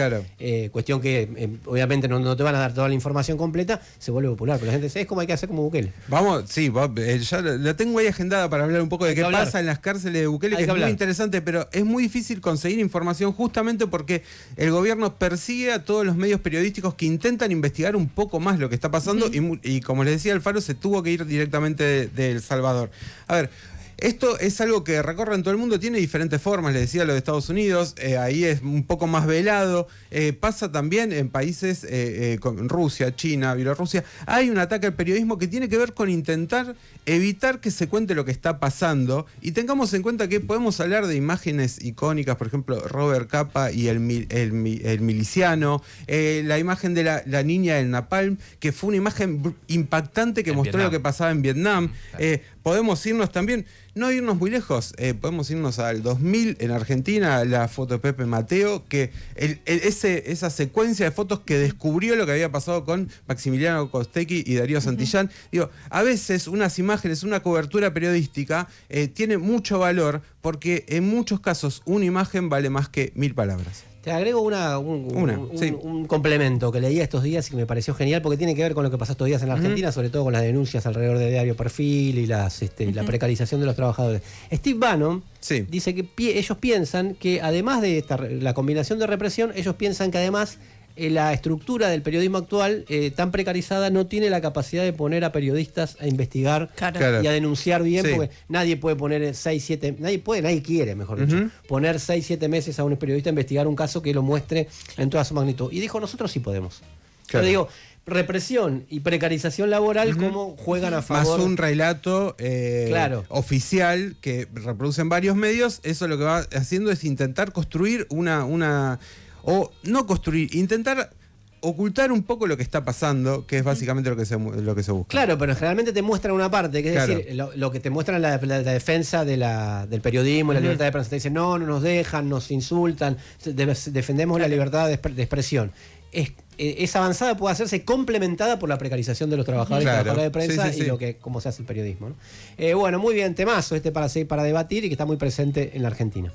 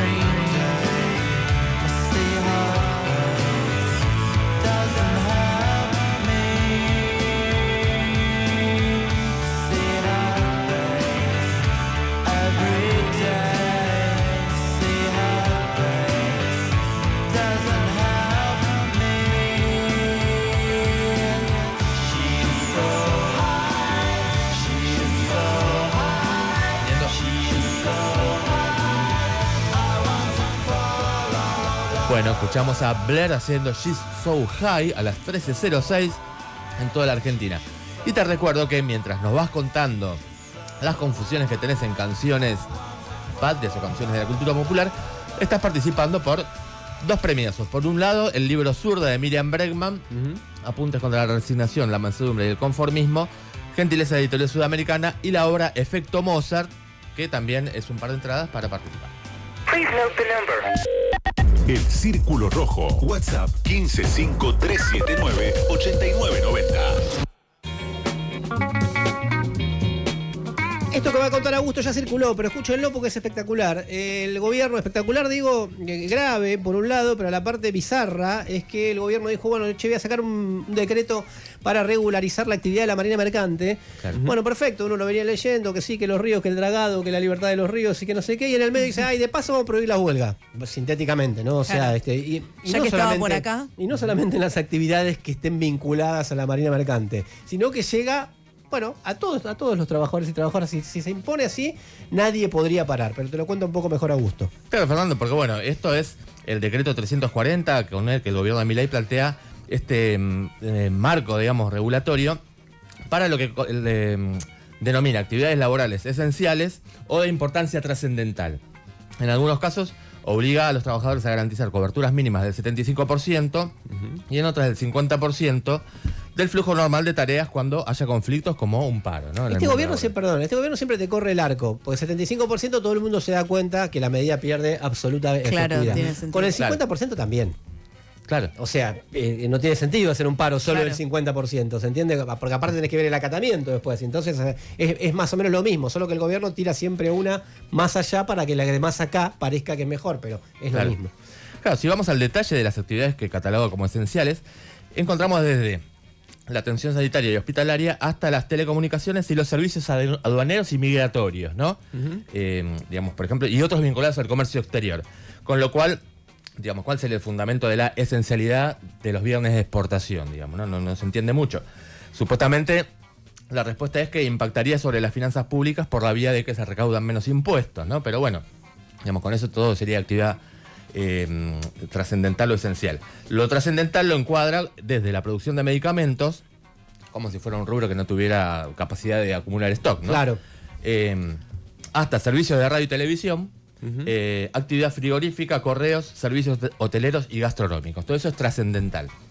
Evidentemente, digamos, es una legislación que busca prácticamente eliminar el derecho a la huelga, ¿no? Bueno, en este contexto es que nos comunicamos con Matías Cremonte, que es el presidente de la Asociación Latinoamericana de Abogados Laboralistas, y en primer lugar le preguntamos en qué medida este decreto se contradice con las definiciones de la OIT, la Organización Internacional del Trabajo, sobre las actividades consideradas esenciales, y nos planteaba esto. La OIT considera servicio esencial solo aquellas actividades cuya interrupción, por ejemplo por una huelga, puede poner en peligro la vida, la salud y la seguridad de la población. Nuestra legislación, vigente hasta la reforma introducida por el DNU 340 publicado ayer en el Boletín Oficial, seguía al pie de la letra el criterio internacional de la huelga en los servicios esenciales. Y en ese sentido lo limitaba a los servicios hospitalarios, el control del tráfico aéreo y la producción y transporte y distribución de agua potable, energía eléctrica y gas natural. Además, no fijaba directamente un servicio mínimo en caso de huelgas en esas actividades, sino que delegaba en las partes la necesidad o la obligación de acordar guardias mínimas.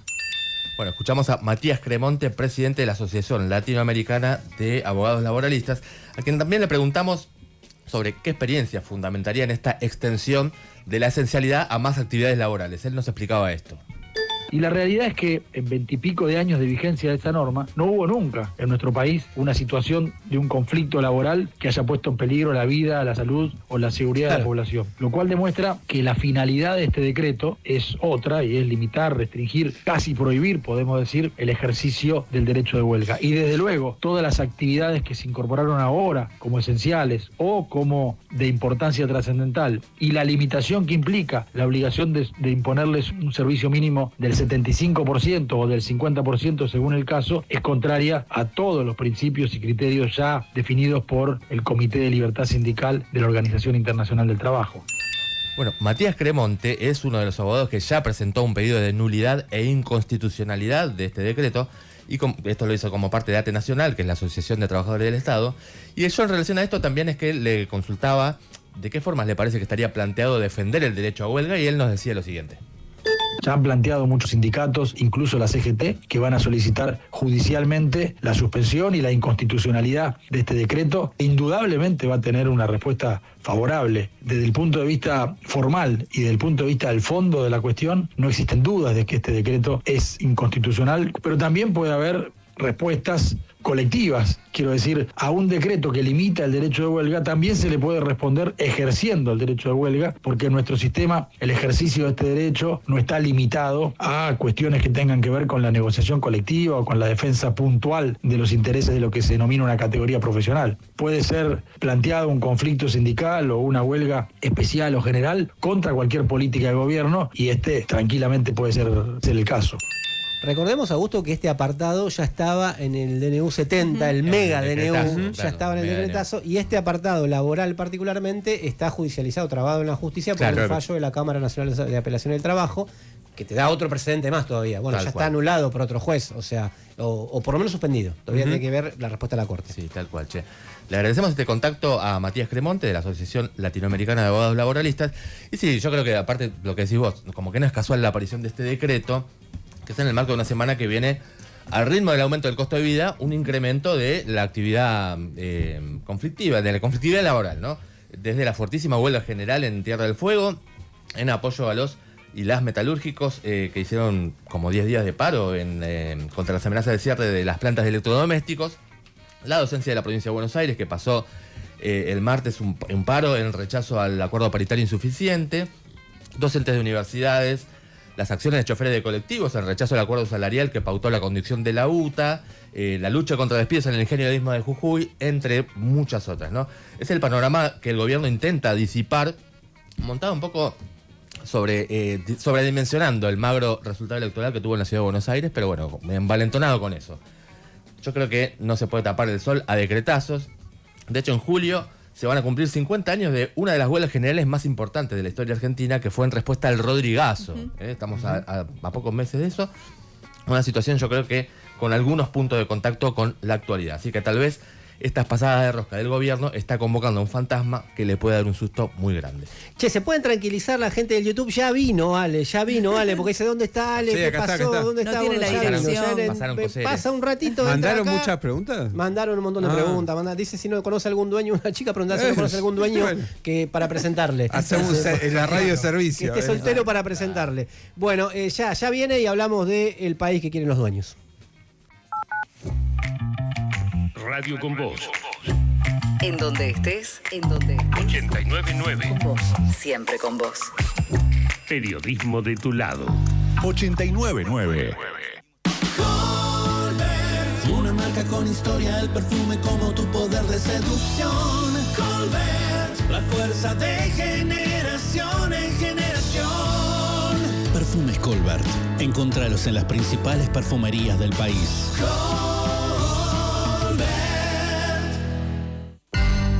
Bremen Tools. Qualität On Design.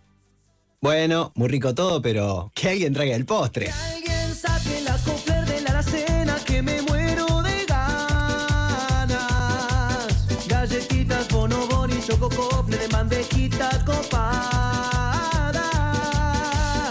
No te mueras de ganas de comer de postre las Choco Cookies de Kofler. Exceso en azúcares, grasas totales, grasas saturadas y calorías. Si sos cliente sorpresa Santander, este fin de semana tenés que venir a Sodimac. El 24 y 25 de mayo tenés 25% de reintegro adicional a otras promos y hasta 12 cuotas sin interés en todas tus compras. Aprovecha y encontrá todo lo que necesitas al mejor precio y financiación. Te esperamos en Sodimac. Promoción válida para la publicidad del 24 y 25 de mayo 2025. Para más información y condiciones de limitación, consulta sodimac.com.ar.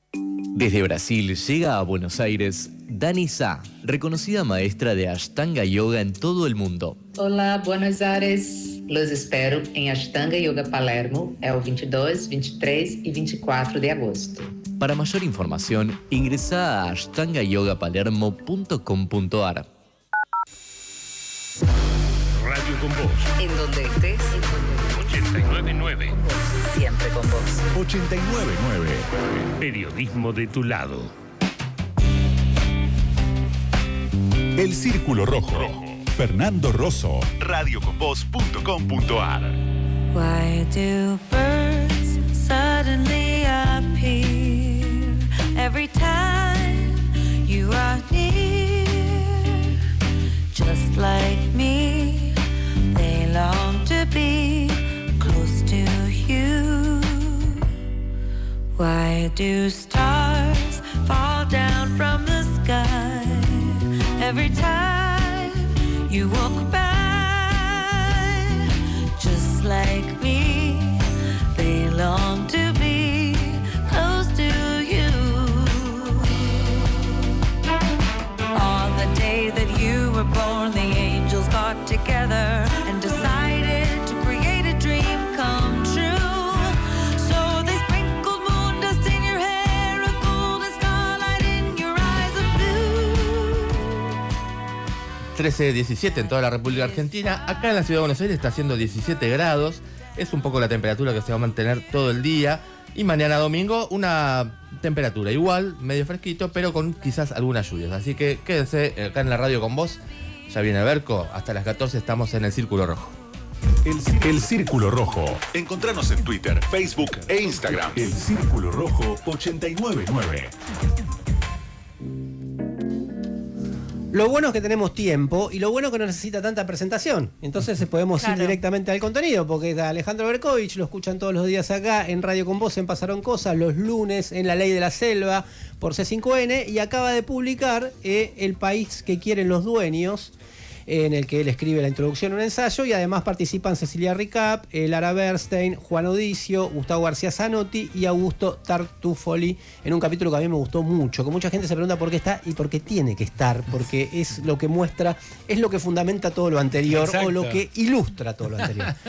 Ale, gracias por venir. No, gracias a ustedes por invitarme, es un gustazo estar acá, los escucho y siento que debía haber venido antes. No sé, por un parentesco histórico. De familia. Exacto. Así estuvo en la presentación del libro de Miriam, Miriam estuvo en la presentación, estuvimos en la presentación del libro de Berco. Las dos la rompieron con las dos actividades más importantes de la Feria del Libro. Así que... Sí, gracias a todos los que vinieron no solo de acá, de La Izquierda Diario también, una masa, gracias, muchas gracias. A mí me encanta La Izquierda Diario, lo digo todas las veces que puedo, los cito y de verdad me parece que tienen cosas súper originales. ¿Vos decís que es mejor que La Derecha Diario? Sí. Bueno, aquel tiene mucha más guita, ¿no? Claro. Mucha más guita y mucho menos entradas. Muchas menos entradas, claro. Y además... se copiaron, o sea. Básicamente. Bueno, pero importa la guita. Es como un homenaje. Fíjense si se lo pueden vender igual a algún magnate y después hacen otros. Esa es la dinámica. Claro. El País que Quieren los Dueños. En esta parte es quien te preguntó. Si me hubiesen preguntado qué título le pondría, muy parecido, pero le diría qué tienen los dueños o qué tienen los ricos en la cabeza, en alusión a aquella charla TED de Mayra Arenas, que dijo que tienen los pobres en la cabeza. Sí. Y que se hizo muy viral, porque bueno, en diagnóstico estuvo bien, después se pueden discutir otras cosas, pero en diagnóstico estuvo bien. Y este libro te dice un poco qué tienen en los bolsillos, qué tienen en las cuentas, que es difícil espiarlas, y también qué tienen en la cabeza. Muy necesario para alumbrar una parte que en general se trata de mantenerla más bien a oscuras, y abordado de distintos lugares, ¿no? Primero, en general, digamos, como proyecto de país, después con los lugares estratégicos o ramas estratégicas, como Vaca Muerta, como el capitalismo de plataforma, cómo fue a lo largo de la historia los proyectos de país que tuvieron los dueños y qué es lo que sucede ahora. Yo fui a buscar un librito para ponerlo en diálogo, y para empezar, que esto lo debes conocer, de Milciades Peña, Alberdi Sarmiento y el 90. Sí, claro, yo tengo la misma colección de Lorraine. Claro, de Lorraine. Los compramos en Lorraine, en la calle Corrientes. Sí, ahí exactamente. Sí, la mía está un poco menos hecha mierda. Se me terminó de romper cuando la saqué hoy. No, pero todos los tenemos así, todos los tenemos hechos mierda, esos libritos. Me encanta que lo pongas a dialogar y me encanta que es la segunda entrevista que me hacen habiendo leído el libro. La otra vez me pasó lo mismo con Gaby Sued, el fin de semana pasada. Gaby Lee, me pasó con la economía imposible, la hegemonía imposible. Y es que está bueno, partimos de una base. Yo a todos les digo eso, aunque sea píquenlo, porque hay mucho para discutir. Claro. Es eso, es un puntapié para el debate. Es un poco eso.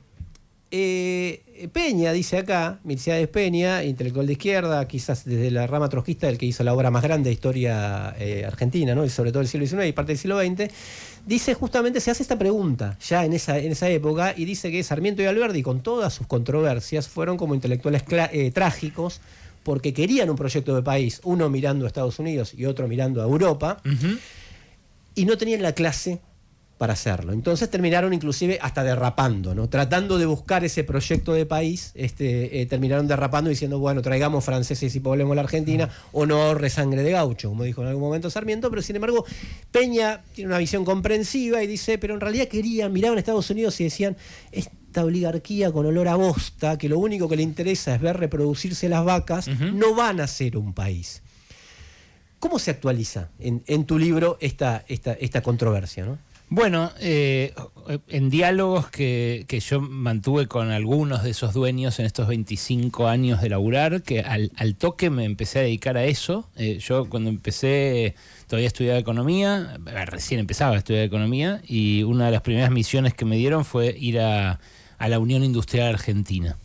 Y ahí conocí a algunos. En ese momento todavía vivía Roberto Roca, el papá de Paolo y de Agostino. Me tocó escucharlo una vez y ahí creí entrever un proyecto de Argentina Industrial, de ese grupo Techint que empezó a editar una revista, el Boletín Informativo Techint, que era un libro gordo así que salía trimestralmente, creo que sigue saliendo, pero en el cual en los 90 se daban muchas discusiones súper profundas, no solo de economistas, de sociólogos, y escuché a un tipo hablar del futuro y poner en tensión las cosas que pasaban en ese momento, que era un modelo muy parecido a este, deliberadamente antiindustrial. Claro. Cuando murió Roca padre, el que debía heredarlo fue el que se mató en el avión con Germán Sopeña.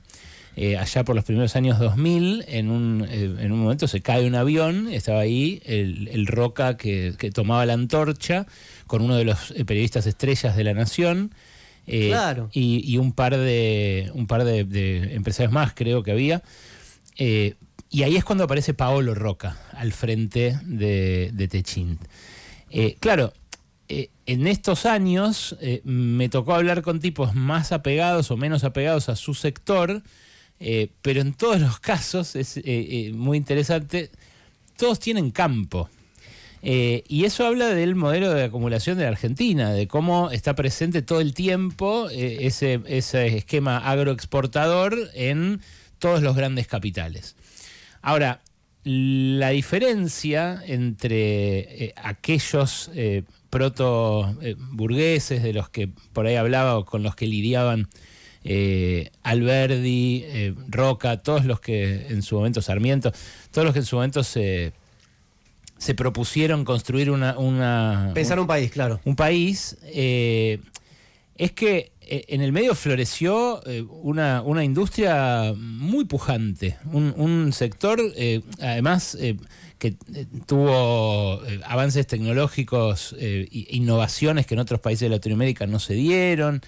Y entonces la discusión de la dictadura, si querés, 100 años después de aquellos debates de Alberdi y Sarmiento,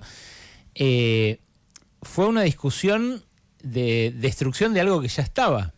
Y de algo que con sus contradicciones fue mutando, apareciendo, pero que le dio mucha potencia al país. Yo cuando empecé a laburar, cuando conocí la UIA, conocí un alto horno de Techint, conocí una bóveda de un banco, conocí las instalaciones portuarias de Rosario. Me hacían viajar porque era el pendejo, medio el chepibe de economía, y me mandaban a actos de inauguración de cosas. Y la verdad es que la plataforma productiva de la Argentina es muy diversificada, muy compleja, y tiene muchas aristas. Bueno, eso hoy está de algún modo en jaque, creo yo, por una decisión de los patrones, que es Argentina ya fue. Es como una resignación.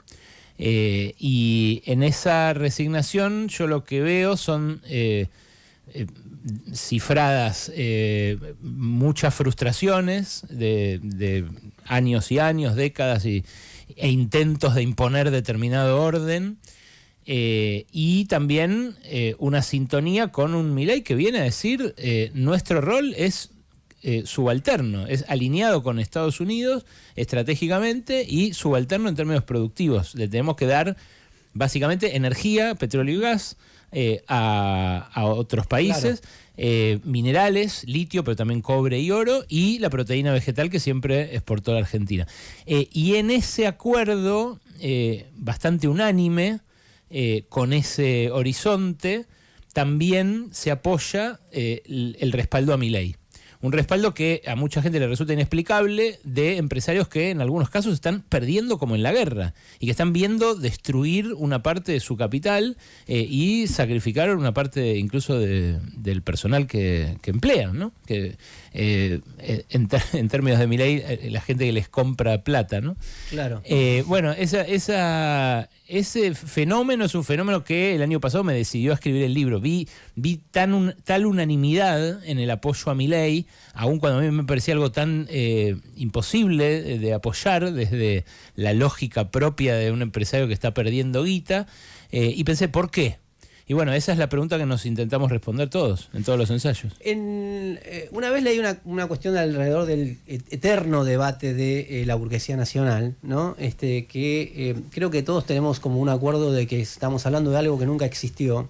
Pero alguien dijo, ¿por qué se discute tanto contra la burguesía nacional o con la burguesía nacional si nunca existió? Porque nunca hubo tantos movimientos que hablaran en su nombre, digamos, ¿no? De algo que nunca existió, desde el peronismo, inclusive la izquierda peronista, hasta todos los estalinismos, ¿no? Que decían, no, hay primero que ir en una etapa de desarrollo junto con la burguesía, después hacemos otro tipo de revolución.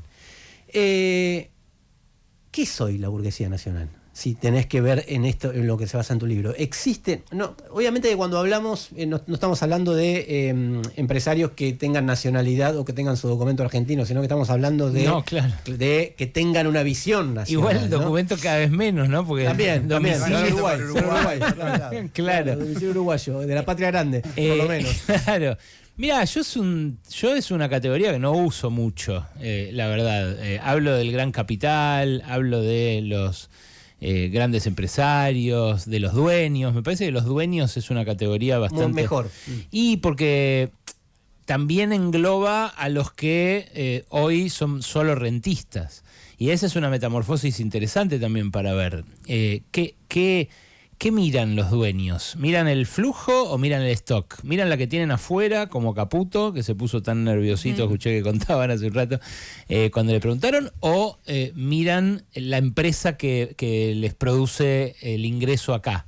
Yo pienso que miran cada vez más el stock afuera y que en eso también se basa su apuesta por Milei, porque si no sería inexplicable. Que alguien se resigne solo por disciplinar a otro sector social a apoyar algo que también le va a hacer daño a él. Yo creo que en la apuesta hay varios componentes. Hay un componente que es disciplinario, que es que bajen la cabeza los laburantes argentinos, que son históricamente muy cocoritos, muy contestatarios, muy quilomberos, muy tumultuosos de protestar, de salir a la calle. Ese efecto disciplinario es el que, por ejemplo, en los 90 fue muy efectivo de la convertibilidad, y me parece que en parte la apuesta se puede apoyar en eso, pero que también eso sintoniza con una embestida global del gran capital contra los trabajadores, que incluso a veces también va en contra de sus intereses porque se sobregira. Eso lo dice Nancy Fraser, cuando el capital no solo te explota, sino que además te expropia, cuando no te alcanza para que tus hijos crezcan bien, entonces no se reproduce la clase obrera de la próxima generación, o las empresas depredan el medio ambiente de tal manera que no van a poder producir en 10 años en ese mismo lugar porque va a estar muy degradado. Bueno, ahí se pegan un tiro en el pie. Y yo creo que esa embestida global, que en los últimos 20 años se ve muy nítidamente, que cada vez laburamos más, cada vez está más concentrada la riqueza en un vértice muy, muy pequeño, además, que no es de todos no es del que nos está escuchando desde un comercio, claro, desde un kiosco. Ni siquiera de la clase media, digamos. Ni siquiera, pero ni por asomo de la clase media profesional, que también está siendo despojada. Pero tampoco hablo del dueño de un taller de 200 personas. O sea, ese también está siendo expropiado por los galperín de la vida. Por eso es importante el capítulo de Ceci Recap, porque ahí se retoma algo que yo sé que ustedes también no concuerdan, que es la tesis de Varoufakis, la metamorfosis del capitalismo en un tecnofeudalismo en el cual una parte de los capitalistas empiezan a comportarse de otra manera, mutaron. Bueno, yo creo eso.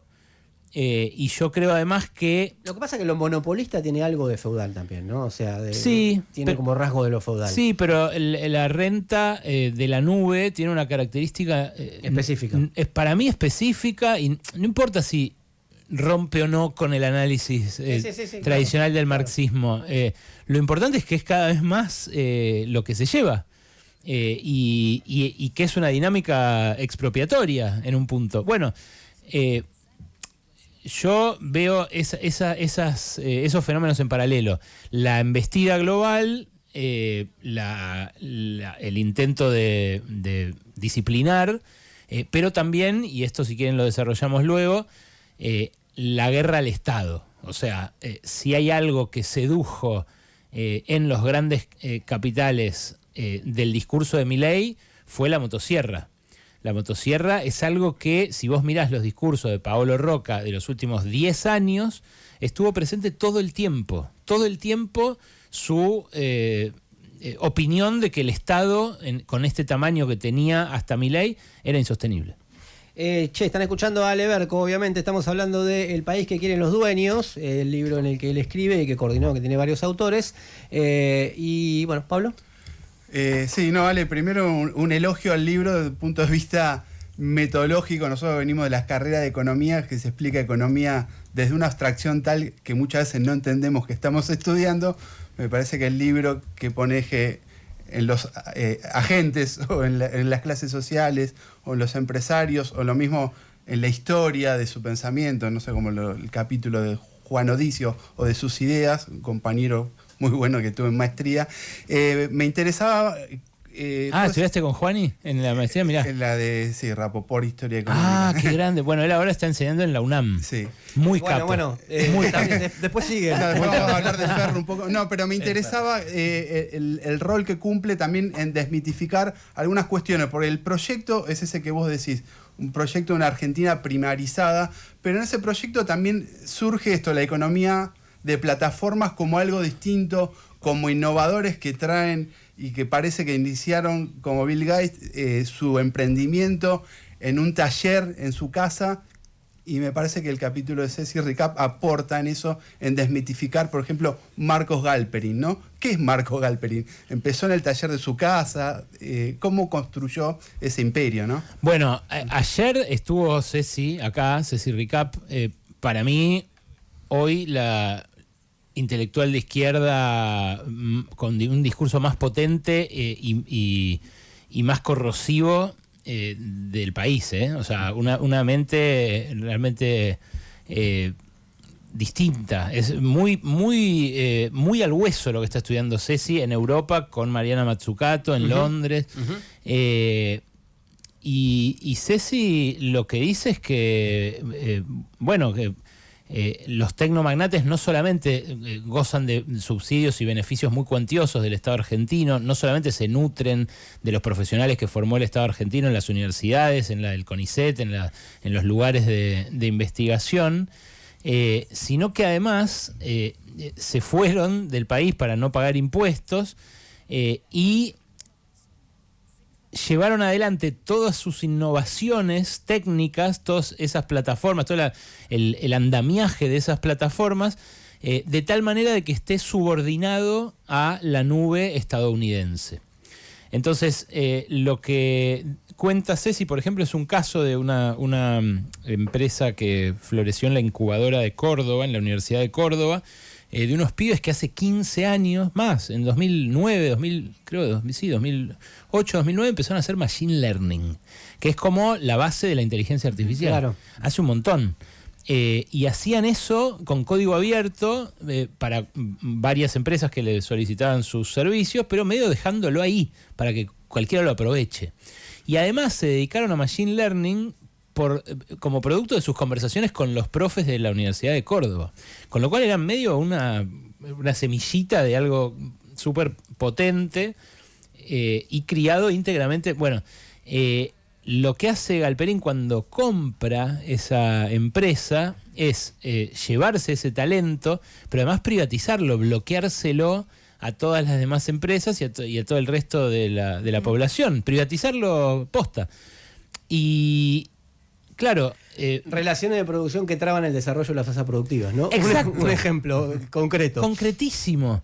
Y claro, porque imagínate las derivaciones que pudo haber tenido esta Machinalis, esta empresa, liberada a hacer cosas para el bien, ¿no? O para todos. O para todos. Se dedicó a hacer que cuando vos te compras una licuadora te recomienden una multiprocesadora, o cuando te compras un short para correr te recomienden unas zapas o una camisa, ¿entendés? O un buzo. Bueno, ok, está bien, es algo bueno pero modesto en términos de humanidad. Eso es Galperín. Es alguien que aprovecha, que sabe, conoce muy bien el mundo de los negocios, aprovecha, sabe copiar, sabe en qué mercado hace falta qué cosa, pero que además se apropia de un montón de ese Estado al que combate de modo tan militante. Porque yo francamente no puedo creer cómo alguien con tanta guita dedique tanto de su cabeza a tenerme bronca a mí, por ejemplo, a ser creativo en X. A Ernesto, a María, que sube caricaturas de ellos, ¿viste? Como... o a putear gente random. Claro, ¿qué te importa, no? Sos Galperín. Sí, bueno, le reimporta, porque le reimporta que se imponga esta idea, este tecnofascismo, llamémoslo, del siglo XXI. Les reimporta. A Elon Musk también le reimporta. Y eso está todo el día también tirando y tirando y tirando. Pero ¿no les parece raro eso? ¿No les parece llamativo que tipos así, que bueno, podrían estar experimentando distintas formas de placer del que se compra, de todo, del que cuenta Tartu en el último capítulo del libro? Pensaba lo mismo. Pero todo el día podría estar haciendo eso. Y bueno, no, dedica una parte de su día a que el Estado nunca más vuelva a crecer al punto que tanto le molestó que creciera durante estos últimos años. ¿Pero te parece que tiene que ver más con un proyecto? O sea, que están pensando en algo propio que tiene que ser de otra forma, o simplemente como una forma de bloquear, eliminar obstáculos? Más bien esto último, pero empezaron a pensarlo estratégicamente con Macri, cuando por primera vez asume un gobierno atendido por los dueños. Claro. Y cuando se estrola Macri y vuelve el peronismo tan fácilmente, bueno, me da la sensación de que les preocupa y que se atan a Milei como nueva experiencia, sobre todo leyendo que estaban agotadas las dos experiencias de 2001 para acá, ¿no? Que son el kirchnerismo y el macrismo.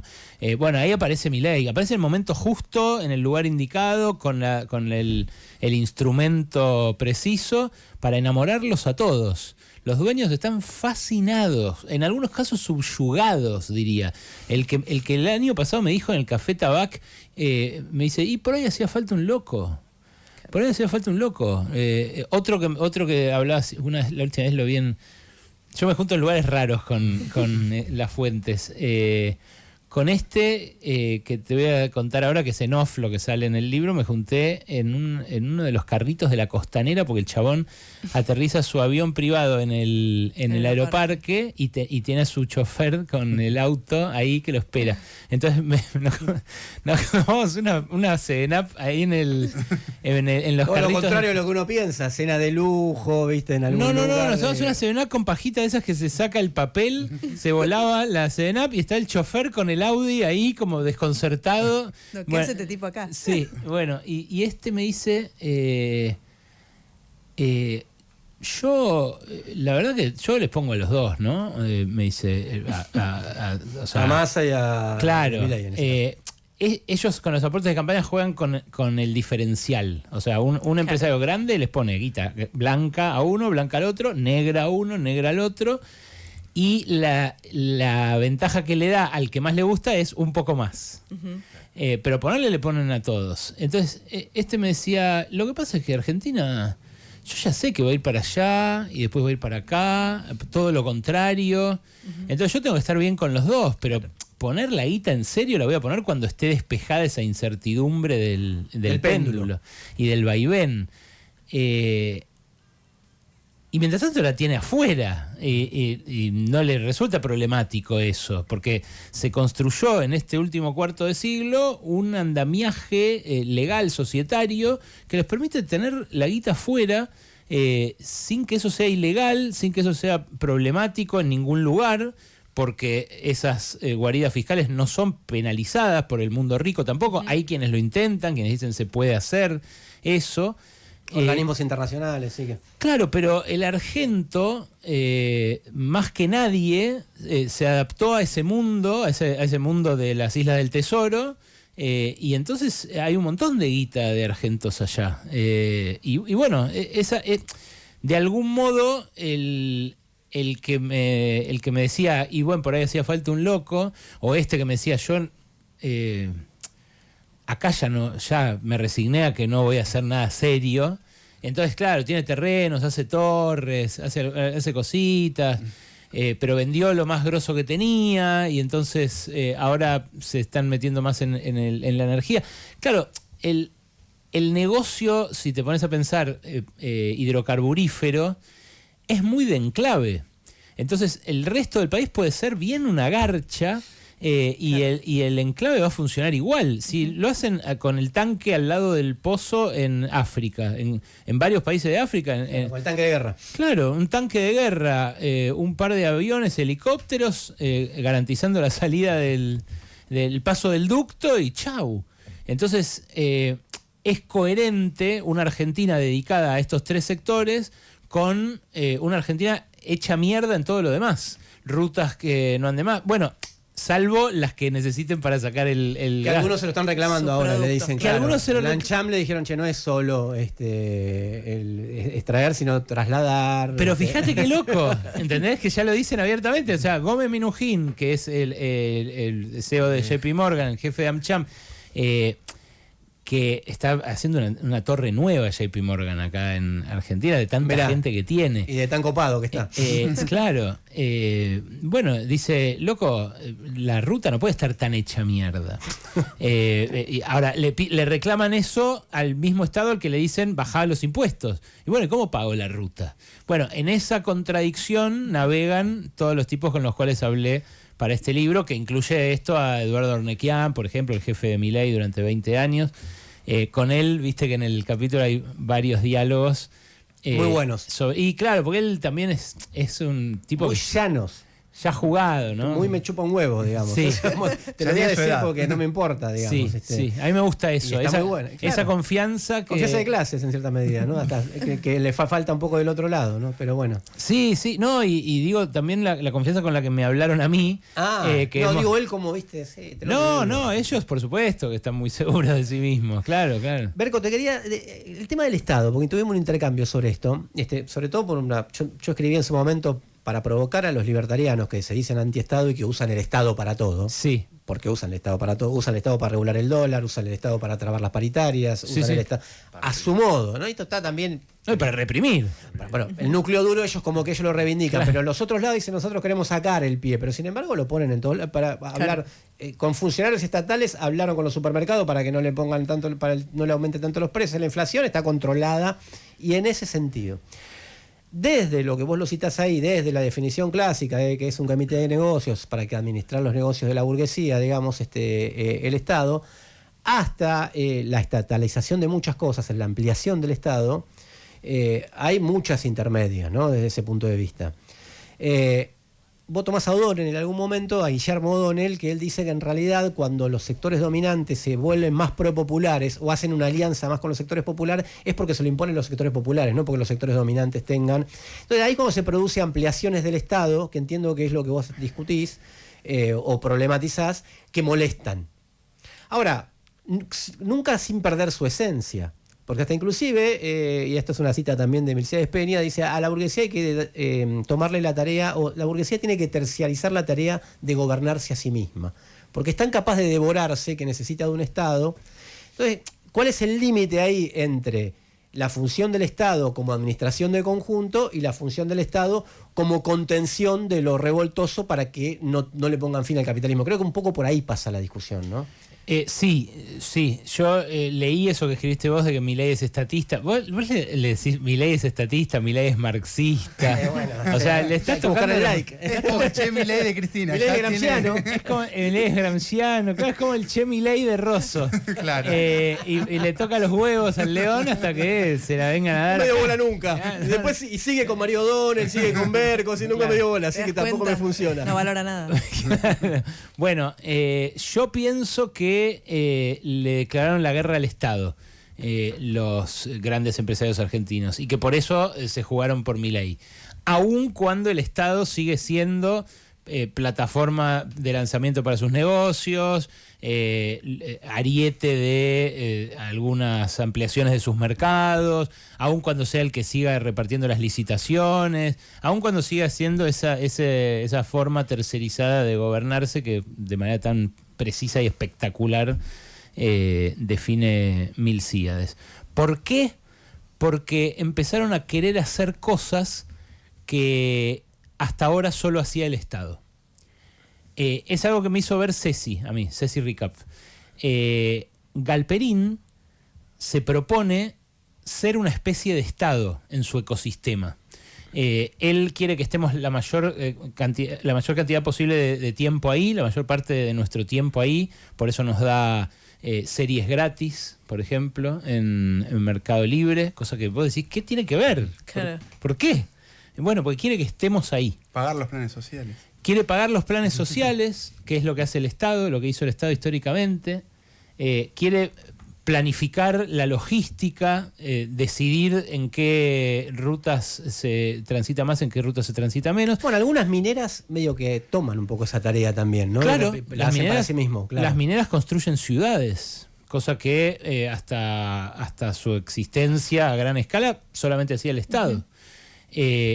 Pero Galperín también quiere cobrar impuestos, porque eso es lo que hace con los comerciantes, a los que les cobra 11,99 masiva para que vendan cosas en su marketplace, o a los comerciantes a los cuales los faja con las comisiones. La comisión para tener el efectivo ya. Cuando vos vendés, sos comerciante, vendés algo, te lo dan a 14 días o a no sé cuántos días, cuando es con tarjeta, un tiempo con tarjeta de crédito, otro tiempo con tarjeta de débito. Si vos querés la guita ya, te descuentan un montón. Eso es un impuesto.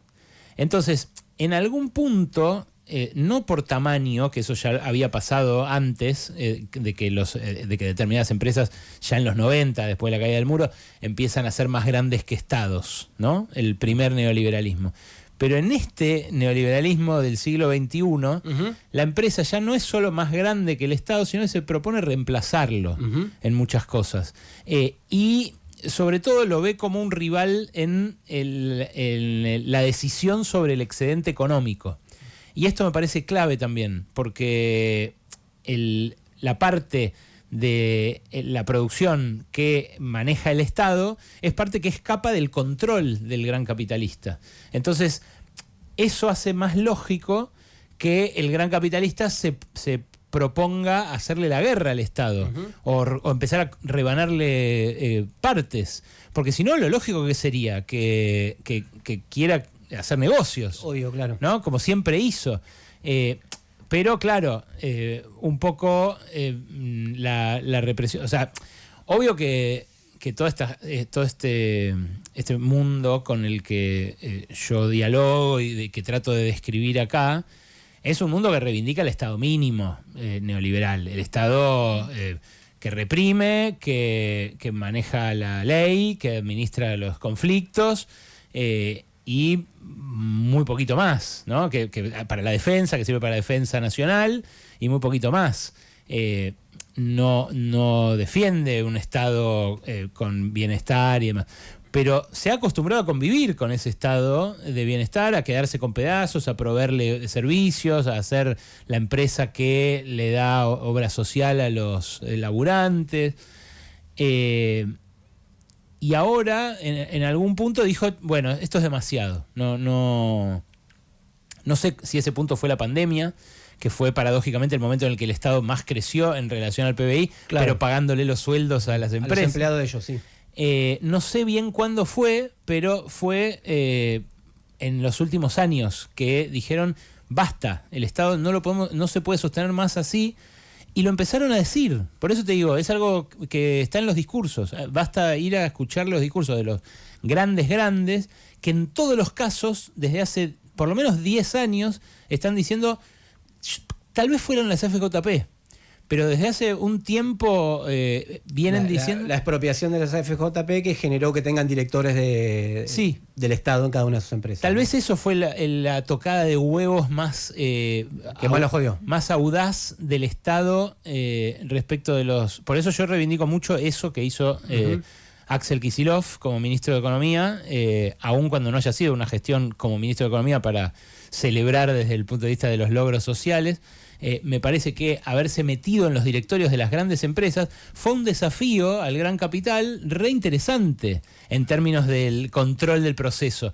Porque, por ejemplo, a Paolo Roca fue y le dijo, che, con estas ganancias no te las lleves a Luxemburgo, hacé un alto horno más, hagamos más acero acá, si estamos importando. Y Paolo Roca capaz le convenía eso, pero prefería invertir en Brasil o en México. Entonces, obvio que de manera embrionaria, muy limitada, pero fue una forma de discutirles a los dueños qué hacemos, ¿no? ¿Qué hacemos con el país?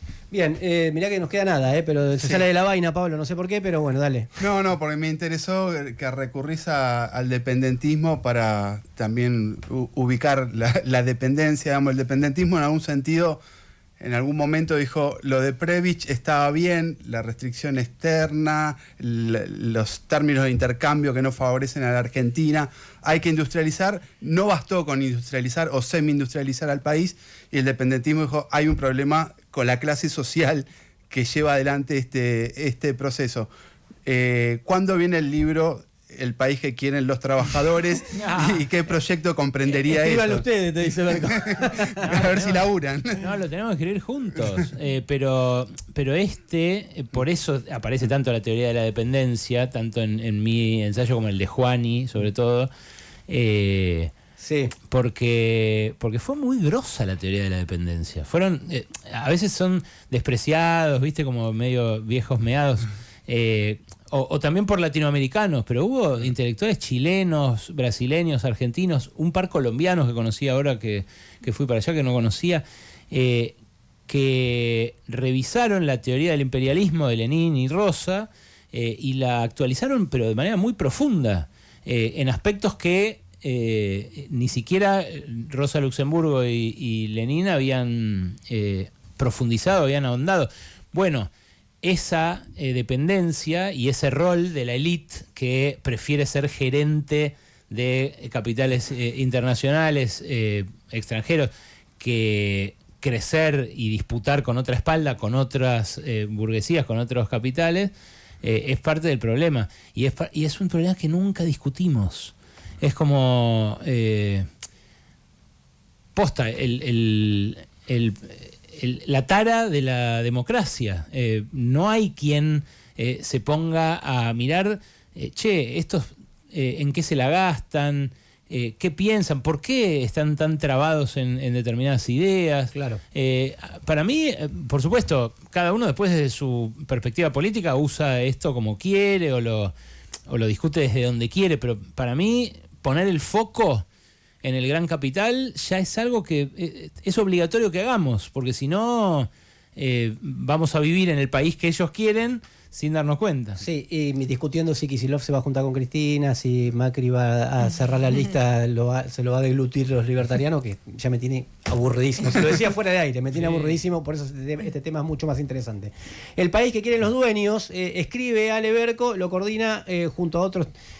Vayan, búsquenlo, cómprenlo y nos quedaron 25 temas para debatir, los seguiremos discutiendo por otros lugares. Ale, gracias. No, de nada, gracias y bueno, de verdad muchas gracias por la bola que le dieron al libro. Espero que a todos les sea provechoso del otro lado. Capo, Ale, gracias. Radio con Voz. Radio 899. Ahorro fin de mes Carrefour. Hasta el miércoles en hipermarketcarrefour.com.ar y ahora también en Express. 25% de descuento en marcas seleccionadas de galletitas y cervezas. 70% de descuento en la segunda unidad en marcas seleccionadas de arroz y yogures. Cuarto trasero de pollo congelado a 2.899 pesos por kilo. Y con Mi Carrefour aprovecha más de 3.000 productos seleccionados con precios más bajos. Súmate a Mi Carrefour. Es gratis y rápido solo con tu DNI ingresando a micarrefour.com.ar. Válido del 20-28 de mayo de 2025 en la República Argentina. Más información, condiciones y limitaciones aplicables. Consultar en carrefour.com.ar. Versuit celebra 25 años de Hijos del Culo. 23 de agosto, Estadio Cubierto de Ferro. Anticipadas a través de Passline. Produce Pirca. 25 años de Hijos del Culo. Periodismo de tu lado. 89.9 Radio con vos. El efecto Mozart es una obra de teatro que habla del destino inevitable, del azar y de la energía. Gloria y Rubén, que son una pareja atravesada por la pandemia, deberá revelar sus secretos más íntimos. Selva, una bruja que entra en escena para desatar el conflicto. Van a tocar notas de humor, efectos visuales y el maravilloso Requiem de Mozart.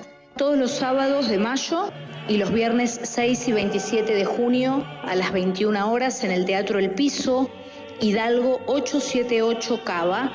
Las entradas las pueden adquirir por alternativa teatral, El Efecto Mozart.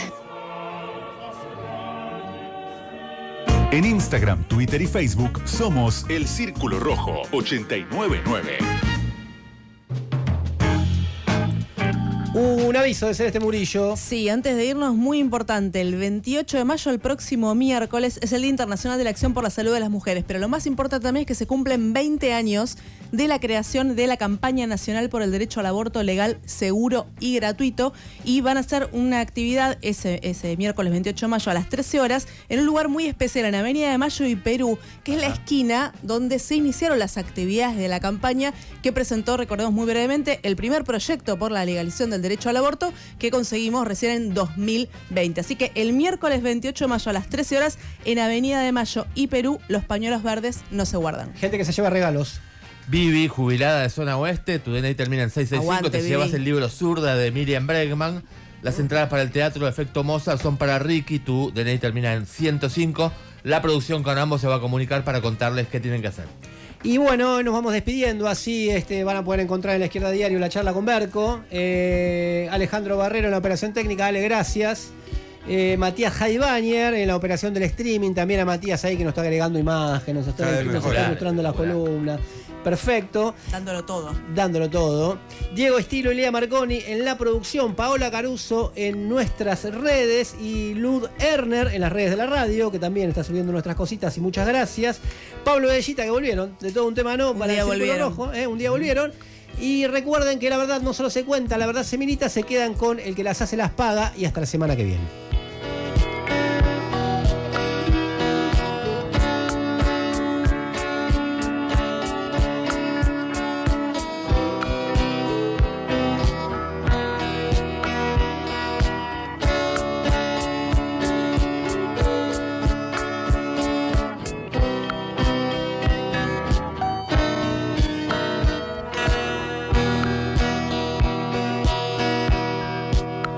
Girl called time. Took a long, long trip and never came back. A boy called fate made up his mind and went on till it was too late. But a girl called love fell through to